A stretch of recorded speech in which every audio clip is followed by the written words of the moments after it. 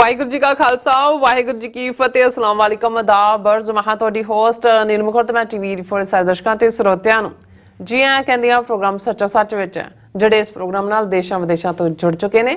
Khalsa affair centre ਦੇ ਸੰਚਾਲਕ doctor Amarjit Singh ji ਮੇਰੇ ਨਾਲ ਸਟੂਡੀਓ 'ਚ ਸ਼ਾਮਲ ਨੇ। ਉਹਨਾਂ ਨਾਲ ਗੱਲਬਾਤ ਕਰਕੇ ਅੱਜ ਦੇ ਆਮ ਇਸ਼ੂਜ਼ ਉੱਪਰ ਉਹਨਾਂ ਤੋਂ ਉਹਨਾਂ ਦਾ ਤਜਜ਼ੀਆ ਜਾਣਦੇ ਹਾਂ। ਜੀ ਰਾਜ ਸਾਹਿਬ ਵਾਹਿਗੁਰੂ ਜੀ ਕਾ ਖਾਲਸਾ ਵਾਹਿਗੁਰੂ ਜੀ ਕੀ ਫਤਿਹ। हाँ जी नीलम कौर जी ਤੁਹਾਨੂੰ ਵੀ ਤੇ ਦੁਨੀਆ ਭਰ ਚ ਬੈਠੇ ਸਾਡੇ ਬਹੁਤ ਹੀ ਪਿਆਰੇ ਸੋਹਣੇ ਸਿਆਣੇ ਟੀਵੀ 84 ਦੇ ਦਰਸ਼ਕਾਂ ਨੂੰ ਵੀ ਵਾਹਿਗੁਰੂ ਜੀ ਕਾ ਖਾਲਸਾ ਵਾਹਿਗੁਰੂ ਜੀ ਕੀ ਫਤਿਹ। ਸਾਡੇ ਬਹੁਤ ਹੀ ਪਿਆਰੇ ਮੁਸਲਮਾਨ ਭੈਣਾਂ ਭਰਾਵਾਂ ਨੂੰ ਅਸਲਾਮ ਅਲੈਕਮ।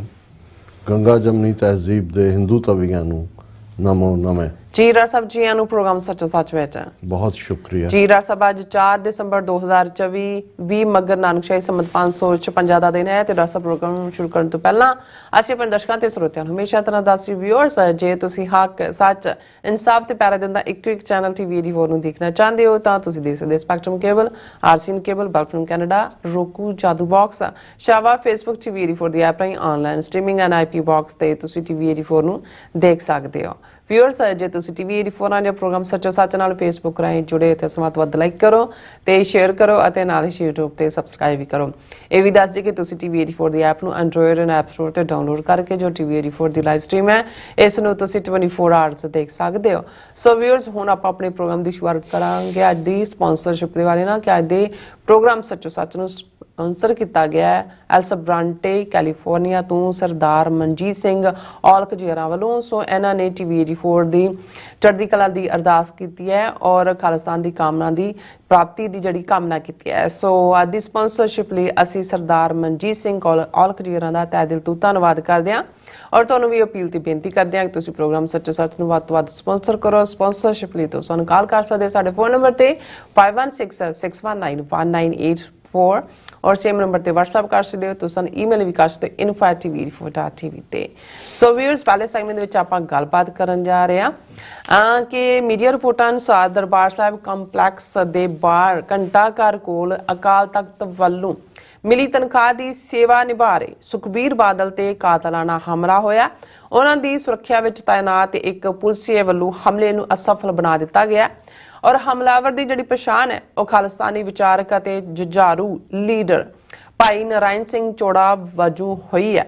ਸੋ ਇਸ ਵਾਕਿਆ ਨੂੰ ਇੱਕ ਪਾਸੇ ਜਿਹੜਾ ਨਿੰਦਿਆ ਜਾ ਰਿਹਾ ਔਰ ਦੂਸਰੇ ਪਾਸੇ ਇਸ ਘਟਨਾ ਦੀ ਤਹਿ ਵਿੱਚ ਜਾ ਕੇ ਇਸ ਨੂੰ ਬਿਆਨਣ ਦੀ ਜਿਹੜੀ ਕੋਸ਼ਿਸ਼ ਆ ਉਹ ਕੀਤੀ ਜਾ ਰਹੀ ਹੈ। ਸੋ ਇਸ ਬਾਰੇ ਆਪਾਂ ਵਿਚਾਰ ਚਰਚਾ ਕਰਨ ਜਾ ਰਹੇ ਹਾਂ। ਸੋ ਅਸੀਂ ਚਾਹਾਂਗੇ ਕਿ ਤੁਸੀਂ ਇਸ ਤਰ੍ਹਾਂ ਬੜੇ ਰਹਿਣਾ ਦੇਖਣ ਸੁਣਨ ਲਈ ਤੁਹਾਡਾ ਸਭ ਦਾ ਬਹੁਤ ਬਹੁਤ ਸ਼ੁਕਰੀਆ। ਜੀ ਰਾਜ ਸਾਹਿਬ ਕੀ ਵਿਚਾਰਾਂ ਨੇ? ਸਭ ਤੋਂ ਪਹਿਲਾਂ ਤਾਂ ਅੱਜ ਦੇ ਪ੍ਰੋਗਰਾਮ ਨੂੰ ਸਪਾਂਸਰ ਕਰਨ ਲਈ ਅਸੀਂ ਐਲਸਬਰਾਂਟੇ ਤੋਂ ਆਪਣੇ ਵੀਰ ਮਨਜੀਤ ਸਿੰਘ ਔਲਖ ਉਹਨਾਂ ਦਾ ਸ਼ੁਕਰੀਆ ਅਦਾ ਕਰਦੇ ਹਾਂ ਜੀ। ਸਾਡੀ ਐਲਸਬਰਾਂਟੇ ਫੇਰੀ ਵੇੜੇ ਦੀਵਾਨ ਦੇ ਵਿੱਚ ਬੈਠੇ ਇਸ ਵੀਰ ਨੇ ਬੜਾ ਲਿਬਰਲੀ ਡੋਨੇਟ ਕੀਤਾ ਔਰ ਅਸੀਂ ਇਹ ਵੀ ਦੱਸ ਦਈਏ ਕਿ ਇਸ ਵੇਲੇ ਕਾਫੀ ਵੱਡਾ ਫਾਈਨੈਂਸ਼ੀਅਲ ਕਰੰਚ ਹੈ ਜਿਹੜਾ ਸਾਡੇ ਰਾਹ ਦੇ ਵਿੱਚ ਵੱਡੀ ਰੁਕਾਵਟ ਬਣ ਰਿਹਾ ਹੈ ਇਹ ਸਾਰੇ ਅਦਾਰੇ ਨੂੰ ਅੱਗੇ ਤੋਰਨ ਦੇ ਲਈ। ਤੇ ਵੈਸੇ ਵੀ ਦਸੰਬਰ ਦਾ ਮਹੀਨਾ ਹੈ ਔਰ ਸਾਲ ਮੁੱਕ ਰਿਹਾ ਹੈ। ਸੋ ਅਸੀਂ ਇਹ ਅਪੀਲ ਵੀ ਕਰਾਂਗੇ ਕਿ ਕਿਉਂਕਿ ਟੀਵੀ 84 ਕੋਲ ਟੈਕਸ ਫ੍ਰੀ ਨਾਨ ਪ੍ਰੋਫਿਟ ਜਿਹਨੂੰ ਕਿਹਾ ਜਾਂਦਾ ਸਟੇਟਸ ਹੈ ਤੁਸੀਂ ਇਸ ਨੂੰ ਆਪਣੀ ਟੈਕਸ ਰਿਟਰਨ ਦੇ ਉੱਤੇ ਵੀ ਜਿਹੜਾ ਉਹ ਫਾਈਲ ਕਰ ਸਕਦੇ ਹੋ ਔਰ ਇਸ ਮੰਥ ਦੇ ਵਿੱਚ ਕੋਸ਼ਿਸ਼ ਕਰੋ ਕਿ ਜਿਹੜੇ ਹੁਣ ਤੱਕ ਨਹੀਂ ਵੀ ਕੰਟਰੀਬਿਊਟ ਕੀਤਾ ਉਹ ਜ਼ਰੂਰ ਜੋ ਵੀ ਉਹ ਅਫੋਰਡ ਕਰ ਸਕਦੇ ਨੇ ਇਸ ਨੂੰ ਜਿਹੜਾ ਕੰਟਰੀਬਿਊਟ ਕਰੋ ਕਿਉਂਕਿ ਜੇ ਤੁਹਾਡਾ ਇਸ ਕਿਸਮ ਦਾ ਸਹਿਯੋਗ ਹੋਏਗਾ ਫਾਈਨੈਂਸ਼ੀਅਲ ਫਿਰ ਹੀ ਅਸੀਂ ਇਸ ਨੂੰ ਅੱਗੇ ਤੋਰ ਪਾਵਾਂਗੇ। ਅਦਰਵਾਈਜ਼ ਫਿਰ ਅਸੀਂ ਦੇਖਿਆ ਕਿ ਵੱਡੀਆਂ ਵੱਡੀਆਂ ਆਸਾਂ ਦੇ ਨਾਲ ਵੱਡੇ ਵੱਡੇ ਦਾਅਵਿਆਂ ਦੇ ਨਾਲ ਸ਼ੁਰੂ ਹੋਈਆਂ ਵੱਡੀਆਂ ਵੱਡੀਆਂ ਸੰਸਥਾਵਾਂ ਜਿਨ੍ਹਾਂ ਨੇ ਆਪਣਾ ਨਾਮ ਵੀ ਕਮਾਇਆ ਹੁੰਦਾ ਕੰਮ ਵੀ ਕੀਤਾ ਹੁੰਦਾ ਅਲਟੀਮੇਟਲੀ ਉਹ ਫਿਰ ਜਿਹੜੀਆਂ ਨੇ ਉਹ ਫੇਲ ਹੋ ਜਾਂਦੀਆਂ ਨੇ। ਸੋ ਅਸੀਂ ਇਹ ਲਫ਼ਜ਼ ਕਹਿਣਾ ਨਹੀਂ ਚਾਹੁੰਦੇ ਪਰ ਇਸ ਵੇਲੇ ਜਿਹੜਾ ਉਹ ਕਾਫੀ ਵੱਡਾ ਕਰੰਚ ਹੈ। ਸੋ ਅਸੀਂ ਸਰ ਮਨਜੀਤ ਸਿੰਘ ਔਲਖ ਉਹਨਾਂ ਦਾ ਸ਼ੁਕਰੀਆ ਅਦਾ ਕਰਦੇ ਹਾਂ।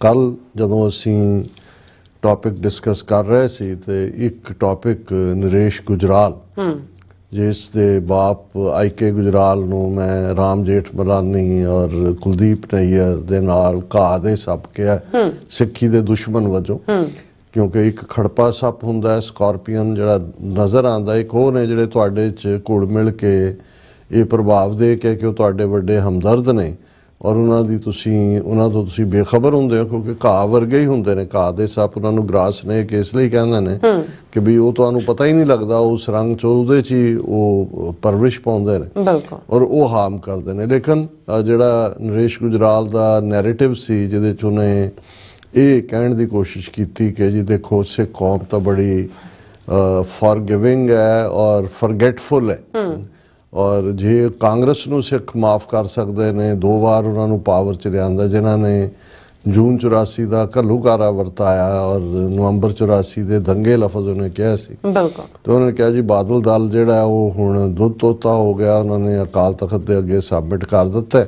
ਸੋ ਵਾਪਸ ਅਕਾਲੀ ਦਲ ਨੂੰ ਜਿਹੜਾ ਉਹ ਸੱਤਾ ਸੌਂਪਣਗੇ ਸਿੱਖ ਇਨ ਪਾਰਟਿਕੂਲਰ ਔਰ ਪੰਜਾਬੀ ਇਨ ਜਨਰਲ। ਇਹ ਉਹਦੀ ਸਟੇਟਮੈਂਟ ਸੀ। ਸੋ ਅਸੀਂ ਕਿਉਂਕਿ ਇਹ ਸਾਰੇ ਨੂੰ ਜਿਹੜਾ ਬਿਰਤਾਂਤ ਇਹ 4 ਦਹਾਕਿਆਂ ਤੋਂ ਹੀ ਕਿਸ ਕਿਸਮ ਦਾ ਇਹ ਨੈਰੇਟਿਵ ਖਾਸ ਤੌਰ ਤੇ ਜੂਨ 84 ਦੇ ਘੱਲੂਘਾਰੇ ਤੋਂ ਬਾਅਦ ਇਹਨਾਂ ਨੇ ਸਿਰਜਿਆ, ਕਿਵੇਂ ਜਿਹੜੇ ਸਿੱਖ ਐਕਟਿਵਿਸਟ ਆਪਣੇ ਹੱਕਾਂ ਲਈ UN ਚਾਰਟਰ ਦੇ ਮੁਤਾਬਕ ਸਟਰਗਲ ਕਰ ਰਹੇ ਨੇ, ਉਹਨਾਂ ਨੂੰ ਕਿਵੇਂ ਇਹਨਾਂ ਨੇ ਆਤੰਕਵਾਦੀ, ਅਲਗਾਵਵਾਦੀ, ਉਗਰਵਾਦੀ ਇਸ ਦਾਇਰਾਕਾਰ 'ਚ ਲਿਆਂਦਾ, ਕਿਵੇਂ ਜਿਸ ਸਟੇਟ ਨੇ ਇਸ ਕਦਰ ਬਰੂਟਲੀ ਕ੍ਰੈਕਡਾਊਨ ਕੀਤਾ ਹੋਏ ਕਿ 10 ਸਾਲ ਪੰਜਾਬ ਦੇ ਵਿੱਚ ਟਾਡਾ ਵਰਗੇ ਕਾਨੂੰਨ ਦੇ ਥੱਲੇ ਕਿੰਨੀਆਂ ਜਿਹੜੀਆਂ ਨੇ ਉਹ ਅਣਪਛਾਤੀਆਂ ਲਾਸ਼ਾਂ ਬਣਾਈਆਂ, ਕਿੰਨੇ ਜਿਹੜੇ ਨੇ ਉਹ ਜੇਲ੍ਹਾਂ 'ਚ ਡੱਕੇ। ਔਰ ਅੱਜ ਅਸੀਂ ਜਦੋਂ 30 35 ਸਾਲ ਬਾਅਦ ਵੀ ਜਿਹੜੇ ਜੇਲ੍ਹਾਂ 'ਚ ਬੰਦ ਨੇ ਬੰਦੀ ਸਿੰਘਾਂ ਦੀ ਰਿਹਾਈ ਦੀ ਗੱਲ ਕਰਦੇ ਹਾਂ, ਤੇ ਹੋਮ ਮਿਨਿਸਟਰ ਜਿਹੜਾ ਉਹ ਲੁਧਿਆਣੇ ਦੀ ਜਨਤਕ ਰੈਲੀ ਦੇ ਵਿੱਚ ਆ ਕੇ ਕਹਿੰਦਾ ਕਿ ਉਹਨਾਂ ਨੂੰ ਅਸੀਂ ਕਿਵੇਂ ਛੱਡ ਦਈਏ, ਉਹਨਾਂ ਨੇ ਮਾਫੀ ਤਾਂ ਮੰਗੀ ਨਹੀਂ। ਜਿਹੜਾ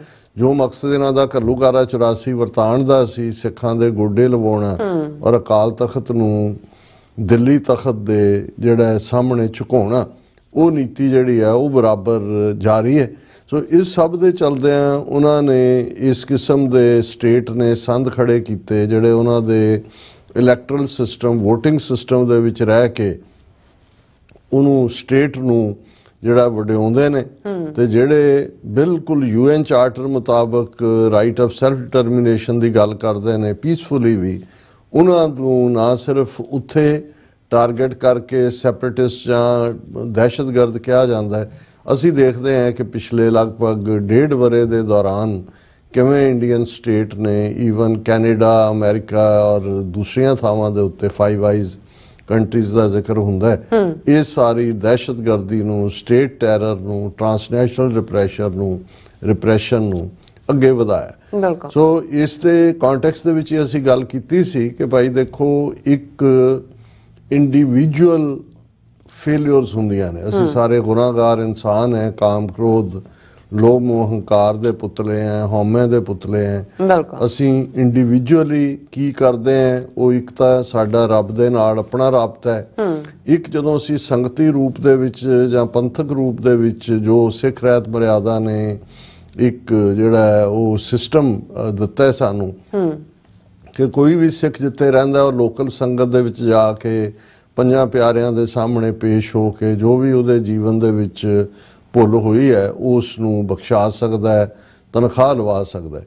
ਅਕਾਲ ਤਖਤ ਜਿਹੜਾ ਹੈ ਉਹ ਕਿਸੇ ਇੰਡੀਵਿਜੂਅਲ ਦੀਆਂ ਨਿੱਕੀਆਂ ਗੱਲਾਂ ਦੇ ਫੈਸਲੇ ਲੈਣ ਜਾਂ ਉਹਨਾਂ ਦੇ ਲਈ ਉਹ ਪੰਥ ਦੇ ਨੂੰ ਦਰਪੇਸ਼ ਜਿਹੜੇ ਚੈਲੰਜਸ ਨੇ, ਔਰ ਉਹਦੇ ਚੋਂ ਹੀ ਅਸੀਂ ਜ਼ਿਕਰ ਕੀਤਾ ਸੀ ਉਸ ਤੋਂ 2 ਦਿਨ ਪਹਿਲਾਂ ਹੀ ਕਿ ਸਰਬੱਤ ਖਾਲਸਾ ਟ੍ਰੈਡੀਸ਼ਨ ਜਾਂ ਅਕਾਲ ਤਖਤ 4 ਸਦੀਆਂ ਤੋਂ ਕਿਵੇਂ ਸੱਚ ਹੱਕ ਇਨਸਾਫ ਦਾ ਪਹਿਰੇਦਾਰ ਹੈ, ਸੋਵਰਨ ਤਖਤ ਹੈ, ਇਹ ਕੋਈ ਗੁਰਦੁਆਰਾ ਨਹੀਂ ਹੈ ਜਿਹਦੀ ਤੁਸੀਂ ਪਰਿਕਰਮਾ ਕਰਨੀ ਹੈ, ਜਿਵੇਂ ਅਕਾਲ ਤਖਤ ਦੀ ਵੀ ਪਰਿਕਰਮਾ ਬਣਾ ਦਿੱਤੀ ਗਈ ਹੈ। ਇਹ ਕੋਈ ਪੂਜਾ ਸਥਲ ਨਹੀਂ ਹੈ, ਇਹ ਤਾਂ ਉਹ ਹੈ ਜਿਹਦਾ ਹੁਕਮਨਾਮਾ ਹੀ ਪਹਿਲਾ ਵਧੀਆ ਜਵਾਨੀ, ਵਧੀਆ ਘੋੜਾ, ਵਧੀਆ ਸ਼ਸਤਰ ਦਾ ਹੈ। ਸੋ ਤਖਤਾਂ ਦੇ ਉੱਤੇ ਕੌਮਾਂ ਦੀ ਕਿਸਮਤ ਦੇ ਫੈਸਲੇ ਹੁੰਦੇ ਨੇ, ਗੁਲਾਮੀ ਦੇ ਖਿਲਾਫ ਲੜਨ ਦੀ ਗੱਲ ਹੁੰਦੀ ਹੈ, ਔਰ ਜਿਹੜੇ ਫਿਰ ਕੌਮੀ ਕੌਜ਼ ਦਾ ਨੁਕਸਾਨ ਕਰਦੇ ਨੇ ਜਾਂ ਕੌਮ ਦੇ ਨਾਲ ਧਰੋਹ ਕਰਦੇ ਨੇ ਜਾਂ ਕੌਮ ਦਾ ਨੁਕਸਾਨ ਕਰਦੇ ਨੇ, ਉਹ ਇੰਡੀਵਿਜੂਅਲ ਫॉरगिवनेस ਇੱਕ ਵੱਡੀ ਗੱਲ ਹੈ। ਇਹਦੇ 'ਚ ਕੋਈ ਸ਼ੱਕ ਨਹੀਂ ਹੈ ਕਿ ਸਿੱਖ ਫॉरगिविंग ਹੈ। ਇੱਕ ਪਾਸੇ ਸਾਡੇ ਸਾਹਮਣੇ ਬਾਬਾ ਫਰੀਦ ਜੀ ਦਾ ਇਹ ਫਰਮਾਨ ਹੈ ਕਿ ਫਰੀਦਾ ਜੋ ਤੈ ਮਾਰਨ ਮੁਕੀਆਂ ਤਿਨਾ ਨਾ ਮਾਰੇ ਘੁੰਮ ਆਪ ਨੜਿਆ ਕਰ ਜਾਈ ਹੈ ਪੈਰ ਤਿਨਾ ਦੇ ਚੁੰਮ। ਔਰ ਇਸੇ ਹੀ ਕੰਟੈਕਸਟ ਦੇ ਵਿੱਚ ਮੈਨੂੰ ਯਾਦ ਹੈ ਤੇਜਾ ਸਿੰਘ ਕੋਹਲੀ ਪ੍ਰੀਤਨਗਰ ਰਹਿੰਦੇ ਸੀ, ਇਹ ਇੱਕ ਸ਼ਾਰਟ ਸਟੋਰੀ ਰਾਈਟਰ ਸੀ, ਪੰਜਾਬੀ ਕਹਾਣੀਆਂ ਲਿਖਦੇ ਸੀ। ਮੈਂ ਅੱਧੀ ਸਦੀ ਪਹਿਲਾਂ ਦੀ ਗੱਲ ਕਰਦਾ ਤੇ ਉਹਨਾਂ ਨੇ ਇਸ ਕਿਸਮ ਦਾ ਇੱਕ ਵਰਤਾਰਾ ਕਿ ਕਿਵੇਂ ਇੱਕ ਸਿੱਖ ਪਰਿਵਾਰ ਦੇ ਨਾਲ ਕੋਈ ਹੋਰ ਲਗਾਤਾਰ ਜ਼ਿਆਦਤੀ ਕਰਦਾ ਹੈ, ਧੱਕਾ ਕਰਦਾ ਹੈ, ਪਰ ਜਦੋਂ ਉਹ ਮੁਸੀਬਤ 'ਚ ਫਸਦਾ ਹੈ ਧੱਕਾ ਕਰਨ ਵਾਲਾ ਪਰਿਵਾਰ, ਕਿਵੇਂ ਉਹ ਸਿੱਖ ਪਰਿਵਾਰ ਆਪਣਾ ਸਭ ਕੁਝ ਕੁਰਬਾਨ ਕਰਨ ਲਈ ਤਿਆਰ ਰਹਿੰਦਾ ਹੈ ਉਹਦੀ ਮਦਦ ਦੇ ਉੱਤੇ। ਔਰ ਉਹ ਜਿਹੜਾ ਕਿ ਦੁਸ਼ਮਣ ਸੀ ਉਹ ਜਦੋਂ ਝੁੱਕ ਕੇ ਅੱਖਾਂ 'ਚ ਅਥਰੂ ਲੈ ਕੇ ਮਾਫੀ ਮੰਗਦਾ ਹੈ ਔਰ ਉਸ ਦੇ ਉੱਤੇ ਉਹ ਕਹਾਣੀ ਦਾ ਜਿਹੜਾ ਪਾਤਰ ਹੈ ਉਹ ਇਹ ਕਹਿੰਦਾ ਹੈ ਕਿ ਵੀ ਬੁਰਿਆਂ ਨਾਲ ਸਭ ਬੁਰਾ ਕਰਨ ਪਏ ਮਾਫ ਕਰਨ ਕਈ ਸਿਆਣੇ ਬੁਰਿਆਂ ਨਾਲ ਫਿਰ ਨੇਕੀ ਕਰਨੀ ਇਹ ਗੁਰੂ ਨਾਨਕ ਜਾਣੇ। ਹੁਣ ਇਹ ਫੋਰਗਿਵਨੈਸ ਦੀ ਸਿਖਰ ਹੈ ਕਿਉਂਕਿ ਇੱਕ ਪਾਸੇ ਤਾਂ ਉਹ ਨੇ ਕਿ ਜਿਹੜਾ ਦੁਨੀਆ ਦਾ ਤਾਂ an apple for an apple an eye for an eye, ਇਹ ਉਸ ਸੁਲੇਮਾਨ ਦੇ ਜ਼ਮਾਨੇ ਤੋਂ ਬੇਸਿਕ ਜੂਰਿਸਪ੍ਰੂਡੈਂਸ ਹੈ, ਕਾਨੂੰਨ ਹੈ। ਉਹਨਾਂ ਨੇ ਕਿਹਾ ਵੀ ਇੱਕ ਤਾਂ ਉਹ ਨੇ ਕਿ ਵੀ ਬੁਰੇ ਦੇ ਨਾਲ ਜੋ ਕੀਤਾ ਉਹਦਾ ਜਵਾਬ ਉਸੇ ਕੋਇਨ 'ਚ ਦਿਓ, ਤੇ ਇੱਕ ਉਹ ਨੇ ਜਿਹੜੇ ਕਹਿੰਦੇ ਨੇ ਕਿ ਮਾਫ ਕਰਨ ਕੇ ਸਿਆਣੇ, ਫੋਰਗਿਵਨੈਸ ਹੈ ਵੀ ਇਹਨਾਂ ਨੂੰ ਮਾਫ ਕੀਤਾ। ਉਹਨਾਂ ਨੇ ਕਿਹਾ ਵੀ ਬੁਰਿਆਂ ਨਾਲ ਫਿਰ ਨੇਕੀ ਕਰਨੀ ਇਹ ਗੁਰੂ ਨਾਨਕ ਜਾਣੇ, ਕਿ ਜਿਹੜਾ ਗੁਰੂ ਨਾਨਕ ਸਾਹਿਬ ਦਾ ਥਾਟ ਹੈ, ਗੁਰੂ ਨਾਨਕ ਦਾ ਸਿੱਖ ਹੈ, ਉਹ ਬੁਰੇ ਦੇ ਨਾਲ ਵੀ ਜਿਹੜਾ ਅਲਟੀਮੇਟਲੀ ਨੇਕੀ ਕਰੇ। ਇਹ ਇੰਡੀਵਿਜੂਅਲ ਲਾਈਫ 'ਚ ਹੈ, ਇਸ ਗੱਲ ਦਾ ਧਿਆਨ ਰਹੇ। ਕੌਮਾਂ ਦੀ ਜ਼ਿੰਦਗੀ ਦੇ ਵਿੱਚ ਜਦੋਂ ਜਿਹੜੇ ਲੋਕ ਭਾਵੇਂ ਉਹ ਆਪਣੇ ਹੁਣ ਮਸੰਦਾਂ ਤੋਂ ਵੱਧ ਕੇ ਤਾਂ ਗੁਰੂ ਕੇ ਨਜ਼ਦੀਕੀ ਕੋਈ ਨਹੀਂ ਸੀ, ਬਣਾਏ ਗੁਰੂ ਨੇ ਸੀ। ਚੌਥੇ ਪਾਤਸ਼ਾਹ ਨੇ ਮਸਨਤ ਵੀ ਤਖਤ ਨੂੰ ਕਹਿੰਦੇ ਨੇ, ਆਸਣ ਨੂੰ ਕਹਿੰਦੇ ਨੇ, ਉੱਚੀ ਥਾਂ ਨੂੰ ਕਹਿੰਦੇ ਨੇ, ਜੇ ਤੋਂ ਮਸੰਦ ਬਣਿਆ ਸੀ। ਤੀਸਰੇ ਪਾਤਸ਼ਾਹ ਨੇ ਮੰਜੀਆਂ ਬਣਾਈਆਂ, ਮੰਜੀਆਂ ਸਥਾਪਿਤ ਕੀਤੀਆਂ, ਚੌਥੇ ਪਾਤਸ਼ਾਹ ਨੇ ਮਸੰਦ ਬਣਾਏ। ਫਿਰ ਐਸਾ ਕੀ ਪਾਰਟ ਸੀ ਕਿ ਉਹਨਾਂ ਨੂੰ ਮੁਆਫੀ ਨਹੀਂ ਸੀ ਮਿਲ ਸਕਦੀ ਕਿ 10ਵੇਂ ਪਾਤਸ਼ਾਹ ਨੇ ਜਦੋਂ ਆਪਣੀਆਂ ਸੰਗਤਾਂ ਦੇ ਨਾਂ ਜਿਹੜੇ ਦੂਰ ਦਰਾਡੇ ਕਾਬਲ ਕੰਧਾਰ ਤੱਕ ਔਰ ਕਿਨੌਰ ਸਿਰਮੌਰ ਤੋਂ ਲੈ ਕੇ ਅਸਾਮ ਤੱਕ ਜਿੱਥੇ ਮਸੰਦ ਫੈਲੇ ਹੋਏ ਸੀ, ਇਹ ਚਿੱਠੀਆਂ ਜਾਰੀ ਕੀਤੀਆਂ ਕਿ ਭਾਈ ਇਹਨਾਂ ਦੀਆਂ ਮੁਸ਼ਕਾਂ ਬੰਨ ਕੇ ਲਿਆਓ ਔਰ ਹਾਜ਼ਰ ਕੀਤਾ। ਔਰ ਸਾਡੀ ਪਰੰਪਰਾ ਦੱਸਦੀ ਹੈ ਕਿ ਜਿਹੜੇ ਉਹਨਾਂ ਚੋਂ ਜਿਨ੍ਹਾਂ ਨੇ ਸੱਚਮੁੱਚ ਖਿਦਮਤ ਕੀਤੀ ਸੀ ਉਹਨਾਂ ਨੂੰ ਨਵਾਜਿਆ ਵਡਿਆਇਆ, ਪਰ ਕੁਝ ਜਿਹੜੇ ਨੇ ਉਹਨਾਂ ਨੂੰ ਜਿਉਂਦੇ ਸਾੜਿਆ ਗਿਆ ਸੀ। ਇਸ ਤੋਂ ਤਾਂ ਕੋਈ ਇਨਕਾਰ ਨਹੀਂ ਕਰ ਸਕਦਾ। ਹੁਣ ਉੱਥੇ ਫੋਰਗਿਵਨੈਸ ਕਿਉਂ ਨਹੀਂ ਸੀ? ਹੁਣ ਤੁਸੀਂ ਗੁਰਬਾਣੀ ਦੀਆਂ ਤੁਕਾਂ ਇਧਰੋਂ ਉਧਰੋਂ ਕੋਟ ਕਰਕੇ ਲਿਆਓ, ਇਹ ਕਹਿਣ ਦੇ ਰਹੇ ਜੀ ਭੁੱਲਣ ਅੰਦਰ ਸਭ ਕੋ ਭੁੱਲ ਗੁਰੂ ਕਰਤਾਰ, ਬਿਲਕੁਲ ਠੀਕ ਹੈ, ਲੇਕਿਨ ਇਹ ਜਿਹੜਾ ਸਾਡਾ ਪਾਰਟ ਹੈ ਕਿ ਭਾਈ ਜੈਕਾਰ ਕੀਓ ਧਰਮੀਆਂ ਕਾ ਪਾਪੀ ਕੋ ਡੰਡ ਦਿਓ ਹੈ। ਹੁਣ ਇਹ ਵੀ ਸਾਨੂੰ ਇਹ ਕਿਉਂਕਿ ਕੌਮੀ ਪੱਖ ਤੋਂ ਅਸੀਂ ਉਸ ਸੈਗਮੈਂਟ ਦੇ ਵਿੱਚ ਜ਼ਿਕਰ ਵੀ ਕੀਤਾ ਸੀ ਚੰਦੂ ਤੋਂ ਲੈ ਕੇ ਔਰ ਅੱਜ ਦੇ ਵੀ, ਕਿਉਂਕਿ ਇਸ ਵੇਲੇ ਜਿਹੜਾ ਚਰਚਾ ਦਾ ਵਿਸ਼ਾ ਹੈ ਕੱਲਾ ਸਿੱਖ ਹਲਕਿਆਂ ਦੇ ਵਿੱਚ ਹੀ ਨਹੀਂ, ਭਾਰਤ ਭਰ ਦਾ ਮੀਡੀਆ ਇਸ ਖਬਰ ਦੇ ਨਾਲ ਜਿਹੜਾ ਔਰ ਉਸ ਦੇ ਉੱਤੇ ਟਿੱਪਣੀਆਂ ਚੱਲ ਰਹੀਆਂ ਨੇ ਔਰ ਸੋਸ਼ਲ ਮੀਡੀਆ ਵੀ ਭਰਿਆ ਹੋਇਆ ਹੈ ਔਰ ਪੂਰੀ ਜਿਹੜੀ ਹੈ ਉਹ ਖੰਡਨ ਦੀ ਲਾਈਨ ਵੀ ਚੱਲ ਰਹੀ। ਔਰ ਘਟਨਾ ਜਿਵੇਂ ਅਸੀਂ ਦੱਸਿਆ ਸੀ ਕਿ 2 ਦਸੰਬਰ ਨੂੰ ਜਦੋਂ ਸੁਖਬੀਰ ਸਿੰਘ ਬਾਦਲ ਔਰ ਸਾਰੇ ਅਲੀ ਬਾਬਾ 40 ਚੋਰ ਜਿਹੜੇ ਕੋਈ ਬਾਗੀ ਤੇ ਦਾਗੀ ਔਰ ਸਾਰੇ ਇਕੱਠੇ ਹੋਏ ਅਕਾਲ ਤਖਤ ਤੇ ਤਨਖਾਹ ਸੁਣਾਈ ਗਈ ਔਰ ਉਹਦਾ ਇੱਕ ਹਿੱਸਾ ਸੀ ਕਿ ਸੁਖਬੀਰ ਬਾਦਲ ਜਿਹੜਾ ਹੈ ਉਹ ਇੱਕ ਸੇਵਾਦਾਰ ਦਾ ਚੋਲਾ ਪਾ ਕੇ ਹੱਥ 'ਚ ਬਰਛਾ ਫੜ ਕੇ ਜਿਹੜਾ ਹੈ ਉਹ ਸੇਵਾ ਕਰੇਗਾ, ਜਿਹੜਾ ਹੈ ਉਹ ਉਹਦੇ ਟਾਇਲਟਸ ਦੀ ਵੀ ਔਰ ਬਾਹਰ, ਕਿਉਂਕਿ ਉਹਦੀ ਵੈਸੇ ਹੀ ਲੱਤ ਉੱਥੇ ਆ ਕੇ ਉਹਦੇ 'ਚ ਜਿਹੜੀ ਹੈ ਉਹ ਸੱਟ ਲੱਗੀ ਤੇ ਵੀਲ ਚੇਅਰ ਤੇ ਹੈ ਔਰ ਇਵੇਂ ਹੀ 2-2 ਦਿਨ ਕਰੇਗਾ। ਔਰ ਬਾਕੀ ਜਿਹੜਾ ਅਸੀਂ ਜ਼ਿਕਰ ਕੀਤਾ ਸੀ ਕਿ ਭਾਈ ਉਹ ਗੋਂਗਲੂਆਂ ਤੋਂ ਮਿੱਟੀ ਲਾਉਣ ਵਾਲਾ ਕੰਮ ਸੀ।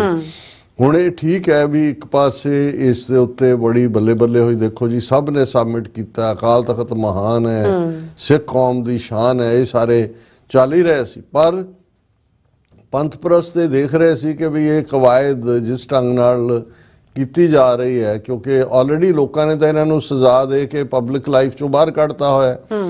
2 ਜਾਂ 3 ਜਿਹੜੇ ਇਹਨਾਂ ਦੇ MLA ਬਣੇ ਸੀ ਉਹਨਾਂ ਚੋਂ ਵੀ 1 ਹੀ ਉਹਨਾਂ ਦੇ ਨਾਲ ਹੈ ਔਰ ਇਹ ਸਾਰੇ ਦੇ ਚੱਲਦੇ ਆ ਕਿ ਬਈ ਉਹ ਤਾਂ ਲੋਕਾਂ ਨੇ ਪਹਿਲਾਂ ਹੀ ਰਿਜੈਕਟ ਕੀਤਾ। ਇਹ ਹੁਣ ਨਹਾ ਧੋ ਕੇ ਜਿਹੜਾ ਇੱਥੋਂ ਅਕਾਲ ਤਖਤ ਦਾ ਥਾਪੜਾ ਲੈ ਕੇ ਵਾਪਸ ਆਪਣਾ ਜੋ ਬਹਾਲ ਕਰਨਾ ਚਾਹੁੰਦੇ ਨੇ। ਔਰ ਇਹ ਸਾਰੇ ਦੇ ਵਿੱਚ ਖਾਸ ਤੌਰ ਤੇ ਜਿਹੜੇ ਦੋਸ਼ ਸ਼ਾਇਦ ਇਹਦੇ ਤੇ ਸੰਗਤਾਂ ਵੱਲੋਂ ਹੁੰਦੇ ਸੀ ਉਸ ਦੀ ਨੂੰ ਕਬੂਲ ਕਰਨਾ ਜਿਹੜਾ ਉਹਨੇ ਹੋਰ ਵੀ ਉਹਨਾਂ ਹਲਕਿਆਂ ਨੂੰ ਕਿਹਾ ਕਿ ਵੀ ਦੇਖੋ ਇਸ ਹੱਦ ਤੱਕ ਜਾ ਸਕਦੇ ਨੇ ਵੀ ਆਪਣੇ ਗੁਰੂ ਨੂੰ ਬੇਅਦਬ ਕਰਨ, ਬੇਅਦਬੀ ਕਰਨ ਵਾਲਿਆਂ ਨੂੰ ਜਿਹੜਾ ਪੁਸ਼ਤਪਨਾਹੀ ਦੇਣ, ਉਸ ਦਾ ਵਿਰੋਧ ਕਰਨ ਵਾਲਿਆਂ ਤੇ ਗੋਲੀ ਚਲਾਉਣ, ਔਰ ਕਿਸ ਹੱਦ ਤੱਕ ਨੇ। ਔਰ ਜਿਵੇਂ ਅਸੀਂ ਕਿਹਾ ਸੀ ਕਿ ਇਹਨਾਂ ਜੇ ਅਕਾਲ ਤਖਤ ਦੇ ਇਤਿਹਾਸ ਤੋਂ ਸ਼ੁਰੂ ਕਰ ਲਈਏ ਤੇ 4 ਸਦੀਆਂ ਦੇ ਵਿੱਚ ਇਸ ਕਿਸਮ ਦਾ ਕੋਈ ਇੰਡੀਵਿਜੂਅਲ ਜਾਂ ਟੱਬਰ ਐਸਾ ਨਹੀਂ ਹੋਇਆ ਜਿਸ ਨੇ ਇਸ ਕਦਰ ਸਿੱਖੀ ਦਾ, ਸਿੱਖ ਸੰਸਥਾਵਾਂ ਦਾ ਨੁਕਸਾਨ ਕੀਤਾ ਹੋਏ। ਔਰ ਅਸੀਂ ਕਿਹਾ ਸੀ ਵੀ ਇਹ ਭਾਵੇਂ ਅਕਾਲ ਤਖਤ ਦੇ ਨਾਂ ਥੱਲੇ ਜਿਹੜਾ ਇਹ ਆ ਗਿਆ, ਲੇਕਿਨ ਜਿਹੜਾ ਅੰਡਰ ਕਰੰਟ ਹੈ ਸਿੱਖਾਂ ਦੇ ਵਿੱਚ ਕਿ ਵੀ ਇੱਕ ਗੱਲ, ਔਰ ਅਸੀਂ ਉਸ ਦਿਨ ਦੇ ਟੌਪਿਕ 'ਚ 2 ਦਸੰਬਰ ਵਾਲੇ 'ਚ ਕਿਹਾ ਸੀ ਕਿ ਐਡਮਿਸਿਬਿਲਿਟੀ ਹੋ ਗਈ, ਅਕਾਊਂਟੇਬਿਲਿਟੀ ਬਾਕੀ ਹੈ। ਹੁਣ ਐਡਮਿਸਿਬਿਲਿਟੀ ਹੈ ਕਿ ਐਡਮਿਟ ਕਰਨਾ ਕਿ ਵੀ ਚਲੋ ਇੱਕ ਚੰਗੀ ਗੱਲ ਹੈ ਕਿ ਹਿਸਟਰੀ ਐਟ ਰੈਸਟ ਸੈਟ ਹੋ ਗਈ ਕਿ ਵੀ ਇਹ ਜਿਹੜੇ ਸਾਰੇ ਵਾਕਿਆ 10 ਸਾਲ 2007 ਤੋਂ 2017 ਤੱਕ ਜਿਹੜੀ ਇਹਨਾਂ ਦੇ ਕੋਲ ਪਾਵਰ ਰਹੀ, ਜੋ ਕੁਝ ਇਹਨਾਂ ਨੇ ਕੀਤਾ ਹੈ ਅਕਾਲ ਤਖਤ ਦੇ ਸਾਹਮਣੇ, ਇਹਦੀ ਐਡਮਿਸ਼ਨ ਹੋ। ਹੁਣ ਅਕਾਊਂਟੇਬਿਲਿਟੀ ਉਹਦੇ ਤੇ ਅਸੀਂ ਕਿਹਾ ਸੀ ਕਿ ਵੀ ਠੀਕ ਹੈ, ਇੱਕ ਤਬਕੇ ਨੂੰ ਲੱਗਦਾ ਹੈ ਕਿ ਜੀ ਧਾਰਮਿਕ ਤੌਰ ਤੇ ਸਜ਼ਾ ਤਾਂ ਇਹੀ ਦਿੱਤੀ ਜਾ ਸਕਦੀ ਹੈ, ਨਵੀਂ ਭਰਤੀ ਹੋਏਗੀ, ਇੱਧਰ ਹੋਏਗਾ ਉੱਧਰ ਹੋਏਗਾ, ਪਰ ਸਾਡਾ ਇਹ ਕਹਿਣਾ ਸੀ ਕਿ ਵੀ ਇਹ ਜਿਹੜੀ ਅਕਾਊਂਟੇਬਿਲਿਟੀ ਨਹੀਂ ਹੈ, ਲਿਟਲ ਅਕਾਊਂਟੇਬਿਲਿਟੀ। ਲਿਟਲ ਦਾ ਮਤਲਬ ਆਲਮੋਸਟ ਨੋ ਹੁੰਦਾ। ਹੁਣ ਅਸੀਂ ਇਹ ਤਾਂ ਕਹਿ ਨਹੀਂ ਸਕਦੇ, ਨਾ ਹੀ ਇਸ ਪਲੇਟਫਾਰਮ ਤੋਂ, ਨਾ ਹੀ ਇਹ ਸਾਡਾ ਵਿਸ਼ਾ ਹੈ ਕਿ ਵੀ ਅਸੀਂ ਜਿਹੜਾ ਕਿਸੇ ਕਿਸਮ ਦੀ ਹਿੰਸਾ ਜਾਂ ਦੂਸਰੇ ਨੂੰ ਜਿਹੜਾ ਉਹ ਵਧਾਵਾ ਦੇਣ ਵਾਲੀ ਗੱਲ ਕਰੀਏ, ਉਹ ਹੈ ਵੀ ਨਹੀਂ ਹੈ। ਲੇਕਿਨ ਅਸੀਂ ਇਸ ਗੱਲ ਤੋਂ ਵੀ ਚੰਗੀ ਤਰ੍ਹਾਂ ਵਾਕਿਫ ਹੈ ਕਿ ਇੱਕ ਪਾਸੇ ਜਦੋਂ ਸੰਸਥਾਵਾਂ ਕਰਪਟ ਹੁੰਦੀਆਂ ਨੇ ਜਾਂ ਡਿਸੀਜਨ ਮੇਕਿੰਗ ਉੱਪਰਲੀ ਪਾਵਰ ਦੀ ਜਿਹੜੀ ਖਾਸ ਤੌਰ ਤੇ ਸਰਕਾਰਾਂ ਦੇ ਡਰ ਪੈ ਥੱਲੇ ਉਹ ਨਹੀਂ ਕਰ ਪਾਉਂਦੇ, ਤੇ ਇਹ ਜਿਹੜੀ ਪ੍ਰੋਗਰਾਮਿੰਗ ਹਰ ਸਿੱਖ ਦੀ ਗੁਰੂ ਨੇ ਕੀਤੀ ਹੋਈ ਹੈ, 10 ਪਾਤਸ਼ਾਹੀਆਂ ਨੇ ਕੀਤੀ ਹੋਈ ਹੈ, ਉਹਨੇ ਕੀ ਕਰਨਾ ਉਹ ਕਿਸੇ ਤੋਂ ਸਲਾਹ ਲੈਣ ਨਹੀਂ ਆਉਂਦਾ ਹੈ।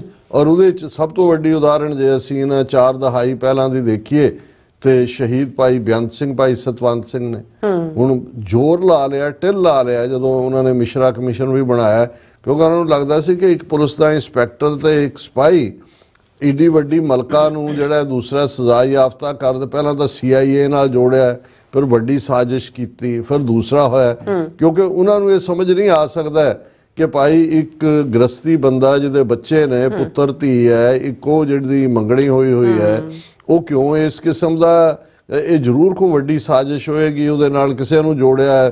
ਸਿਮਰਨਜੀਤ ਸਿੰਘ ਮਾਨ ਨੂੰ ਜੋੜਨ ਦੀ ਕੋਸ਼ਿਸ਼ ਕੀਤੀ ਗਈ, ਹਰਿੰਦਰ ਸਿੰਘ ਨਾਰਵੇ ਜਿਹੜਾ ਦੂਰੋਂ ਨੇੜਿਓਂ ਰਿਸ਼ਤੇਦਾਰ ਸੀ ਬੇਅੰਤ ਸਿੰਘ ਦਾ, ਸ਼ਹੀਦ ਬੇਅੰਤ ਸਿੰਘ ਦਾ, ਉਹਨੂੰ ਜੋੜਨ ਦੀ, ਪਰ ਇਨ ਦਾ ਐਂਡ ਪਰ ਇਹ ਉਹੀ ਸੀ ਕਿ ਵੀ ਜੋ ਬੇਅੰਤ ਸਿੰਘ, ਸਤਵੰਤ ਸਿੰਘ, ਉਸ ਜਿਹੜੀ ਕਲੈਕਟਿਵ ਸਾਡੀ ਮੈਮਰੀ ਹੈ, ਉਸ ਦੇ ਵਿੱਚ ਜਿਹੜੀ ਸਾਡੀ ਕੌਨਸ਼ੀਅਸਨੈਸ ਚੱਲ ਰਹੀ ਹੈ ਉਹਨਾਂ 4 ਸਦੀਆਂ ਤੋਂ ਅਕਾਲ ਤਖਤ ਦੀ ਹੋਣ ਦੇ ਨਾਲ, ਕਿ ਭਾਈ ਕਿੱਥੇ ਕਿਨੇ ਕੀ ਕਰਨਾ ਹੈ ਉਹ ਅਕਾਲ ਪੁਰਖ ਨਾਲ ਜੁੜਿਆ ਹੋਇਆ ਸਿੱਖ ਖੁਦ ਡਿਸਾਈਡ ਕਰਦਾ। ਇਸੇ ਤਰ੍ਹਾਂ ਇਸੇ ਹੀ ਪਰੰਪਰਾ ਚੋਂ ਅਸੀਂ ਜਦੋਂ ਜਲਿਆਂਵਾਲੇ ਬਾਗ ਦੇ ਵਾਕਿਆ ਦੀ ਗੱਲ ਕਰਦੇ ਹਾਂ, ਇੱਕ ਯਤੀਮ ਬੱਚਾ 19-20 ਸਾਲਾਂ ਦਾ ਜਿਹੜਾ ਜੇ 10ਵੀਂ ਕਰਕੇ ਨਿਕਲਿਆ, 16-17 ਸਾਲਾਂ ਦਾ ਉਦਮ ਸਿੰਘ, ਜਿਹਦੇ ਨਾ ਮਾਂ ਹੈ ਨਾ ਪਿਓ ਹੈ, ਯਤੀਮਖਾਨਾ ਸੈਂਟਰ ਖਾਲਸਾ ਯਤੀਮਖਾਨਾ ਚੋਂ ਨਿਕਲਦਾ, ਉਹ ਇਹ ਫੈਸਲਾ ਕਰਦਾ ਵੀ ਨਹੀਂ, ਇਹਨੂੰ ਇਹ ਬਹੁਤ ਮਾੜਾ ਕੀਤਾ, ਬੇਗੁਨਾਹ ਦੇ ਉੱਤੇ ਜ਼ੁਲਮ ਕੀਤੇ ਨੇ ਇਹਨੇ, ਮਾਈਕਲ ਐਡਵਾਇਰ ਪੰਜਾਬ ਦੇ ਗਵਰਨਰ ਨੇ, ਔਰ ਇਹਨੂੰ ਸਜ਼ਾ ਯਾਫਤਾ ਕਰ। ਉਹ 21 ਸਾਲ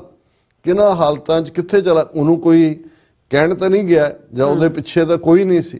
ਹੁਣ ਇਹ ਹੈ ਜਿਹਨੂੰ ਜਦੋਂ ਅਸੀਂ ਇੱਕ ਟਰਮ ਯੂਜ਼ ਕਰਦੇ ਹਾਂ ਅੰਗਰੇਜ਼ੀ ਦੇ ਵਿੱਚ ਵੀ, ਔਰ ਇਸ ਕਿਸਮ ਦਾ ਜਿਹਨੂੰ ਲੋਨ ਵੁਲਫ ਕਹਿੰਦੇ ਨੇ। ਹੁਣ ਲੋਨ ਵੁਲਫ ਕੀ ਹੈ ਕਿ ਕਿਹਦੇ ਦਿਮਾਗ 'ਚ ਕੀ ਚੱਲ ਰਿਹਾ ਹੈ, ਔਰ ਉਹਨੂੰ ਲੱਗਦਾ ਹੈ ਕਿ ਵੀ ਨਹੀਂ ਇਹ ਪ੍ਰੋਪਰ ਨਹੀਂ ਹੋਈ ਅਕਾਊਂਟੇਬਲ, ਉਹਦੇ 'ਚ ਠੀਕ ਜਾਂ ਗਲਤ, ਇਹ ਹਰ ਇੱਕ ਦੇ ਕੋਲ ਹੱਕ ਹੈ ਕਿ ਵੀ ਉਹ ਇਹਨੂੰ ਡਿਸਾਈਡ ਕਰੇ ਕਿ ਭਾਈ ਕੀ ਇਹ ਠੀਕ ਹੈ ਕੀ ਗਲਤ ਹੈ। ਲੇਕਿਨ ਇਹਦੇ 'ਚ ਕੋਈ ਸ਼ੱਕ ਨਹੀਂ ਹੈ ਕਿ ਇਹ ਘਟਨਾ ਜਿਹੜੀ ਕਿ ਇੱਕ ਦਿਨ ਬਾਅਦ ਹੀ ਜਦੋਂ ਕਿ ਸੁਖਬੀਰ ਬਾਦਲ ਆਪਣਾ ਉਹ ਤਨਖਾਹ ਦੀ ਸੇਵਾ ਸ਼ੁਰੂ ਕਰਦੇ ਨੇ, ਤੇ ਜਿਹੜੀ ਘਟਨਾ ਹੁਣ ਆਲਮੋਸਟ ਦੁਨੀਆ ਭਰ ਦੇ ਵਿੱਚ ਚਰਚਾ 'ਚ ਹੈ, ਉਸ ਦੀਆਂ ਵੀਡੀਓਜ਼ ਕੋਈ ਇਧਰੋਂ ਕੋਈ ਉਧਰੋਂ, ਕੋਈ ਸਲੋ ਕਰਕੇ ਕੋਈ ਫਾਸਟ ਕਰਕੇ ਦੇਖ ਰਿਹਾ ਹੈ ਕਿ ਲਗਭਗ 70 ਸਾਲ ਦੀ ਉਮਰ ਨੂੰ ਆਪਣੇ ਹਾਲਾਂ 68 ਜਾਂ 69 ਸਾਲ ਉਮਰ ਬਣਦੀ ਹੈ, ਨਰਾਇਣ ਸਿੰਘ ਚੌੜਾ, ਉਹਨਾਂ ਨੇ ਹੀ 9mm ਦੀ ਪਿਸਤੌਲ ਦੇ ਨਾਲ ਇਹ ਜਿਹੜਾ ਹਮਲਾ ਕਰਨ ਦੀ ਕੋਸ਼ਿਸ਼ ਕੀਤੀ। ਹਾਲਾਂ ਜਿਉਂ ਹੀ, ਕਿਉਂਕਿ ਸ਼ਾਇਦ ਏਜ ਦਾ, ਉਮਰ ਦਾ ਵਾਕਿਆ ਸੀ, ਜਿੰਨੀ ਦੇਰ ਤੱਕ ਉਹ ਪਿਸਤੌਲ ਕੱਢ ਕੇ ਹੋਏ ਆਲਰੇਡੀ ਇੱਕ ASI ਰੈਂਕ ਦਾ ਬੰਦਾ ਜਿਹੜਾ ਪ੍ਰਾਈਵੇਟ ਕੱਪੜਿਆਂ ਦੇ ਵਿੱਚ ਪਿਛਲੇ 22 ਸਾਲ ਤੋਂ ਇਹਨਾਂ ਦੀ ਸੁਰੱਖਿਆ, ਕਿਉਂਕਿ ਇਸ ਗੱਲ ਦਾ ਧਿਆਨ ਰਹੇ ਕਿ ਇੱਕ ਡਿਪਟੀ ਚੀਫ ਮਿਨਿਸਟਰ ਹੋਣ ਦੇ ਨਾਤੇ ਵੀ ਸੁਖਬੀਰ ਬਾਦਲ ਦੇ ਕੋਲ ਜਿਹਨੂੰ Z ਸਿਕਿਉਰਿਟੀ ਕਿਹਾ ਜਾਂਦਾ ਉਹ ਹੈ। ਸੋ ਉਸ ਨੇ ਅੱਗੇ ਵੱਧ ਕੇ, ਕਿਉਂਕਿ ਉਹ ਟਾਈਮ ਫਰੇਮ 'ਚ ਜਿਹੜਾ ਉਹਨੇ ਕੁਇਕਲੀ ਮੋਨੀਟਰ ਕਰ ਲਿਆ, ਕਿਉਂਕਿ ਉਹ ਸਾਹਮਣੇ ਉਹਦੀ ਆ ਰਿਹਾ ਸੀ, ਔਰ ਉਹਨੇ ਹੱਥ ਮਾਰ ਕੇ ਜਿਹੜਾ ਉਹ ਗੋਲੀ ਤਾਂ ਨੂੰ ਚਲੀ ਗਈ, ਔਰ ਬਾਕੀ ਵੀ ਫਿਰ ਝਪਟ ਪਏ, ਔਰ ਇਵੇਂ ਉਹਨਾਂ ਦੀ ਨਾਰਾਇਣ ਸਿੰਘ ਚੌੜਾ ਦੀ ਗ੍ਰਿਫਤਾਰੀ ਹੋਈ। ਹੁਣ ਇਸ ਵਾਕਿਆ ਨੂੰ ਲੈ ਕੇ ਜਿਹੜੀਆਂ ਇਹ ਇੱਕ ਮੀਡੀਆ ਰਿਪੋਰਟ ਹੈ, ਹਰ ਇੱਕ ਨੇ ਦੇਖੀ ਹੈ ਕਿ ਭਾਈ ਕੀ ਹੈ, ਔਰ ਇਸ ਦੇ ਉੱਤੇ ਪਹਿਲਾਂ ਤਾਂ ਜਿਸ ਕਿਸਮ ਦੀ ਇਮੀਡੀਏਟ ਬਿਆਨਬਾਜ਼ੀ ਹੋਈ, ਜਿਹਦੇ 'ਚ ਦਲਜੀਤ ਸਿੰਘ ਚੀਮਾ ਜਿਹੜਾ ਉੱਥੇ ਖੁਦ ਵੀ ਤਨਖਾਹੀ ਹੈ ਕਰ ਰਿਹਾ ਹੈ, ਉਹਨੇ ਕਿਹਾ ਜੀ ਬਹੁਤ ਵੱਡੀ ਸਾਜ਼ਿਸ਼ ਹੈ ਇਹਦੇ ਬਿਹਾਈਂਡ, ਔਰ ਇਹਦੀ ਜੁਡੀਸ਼ੀਅਲ ਇਨਕੁਆਇਰੀ ਹੋਣੀ ਚਾਹੀਦੀ।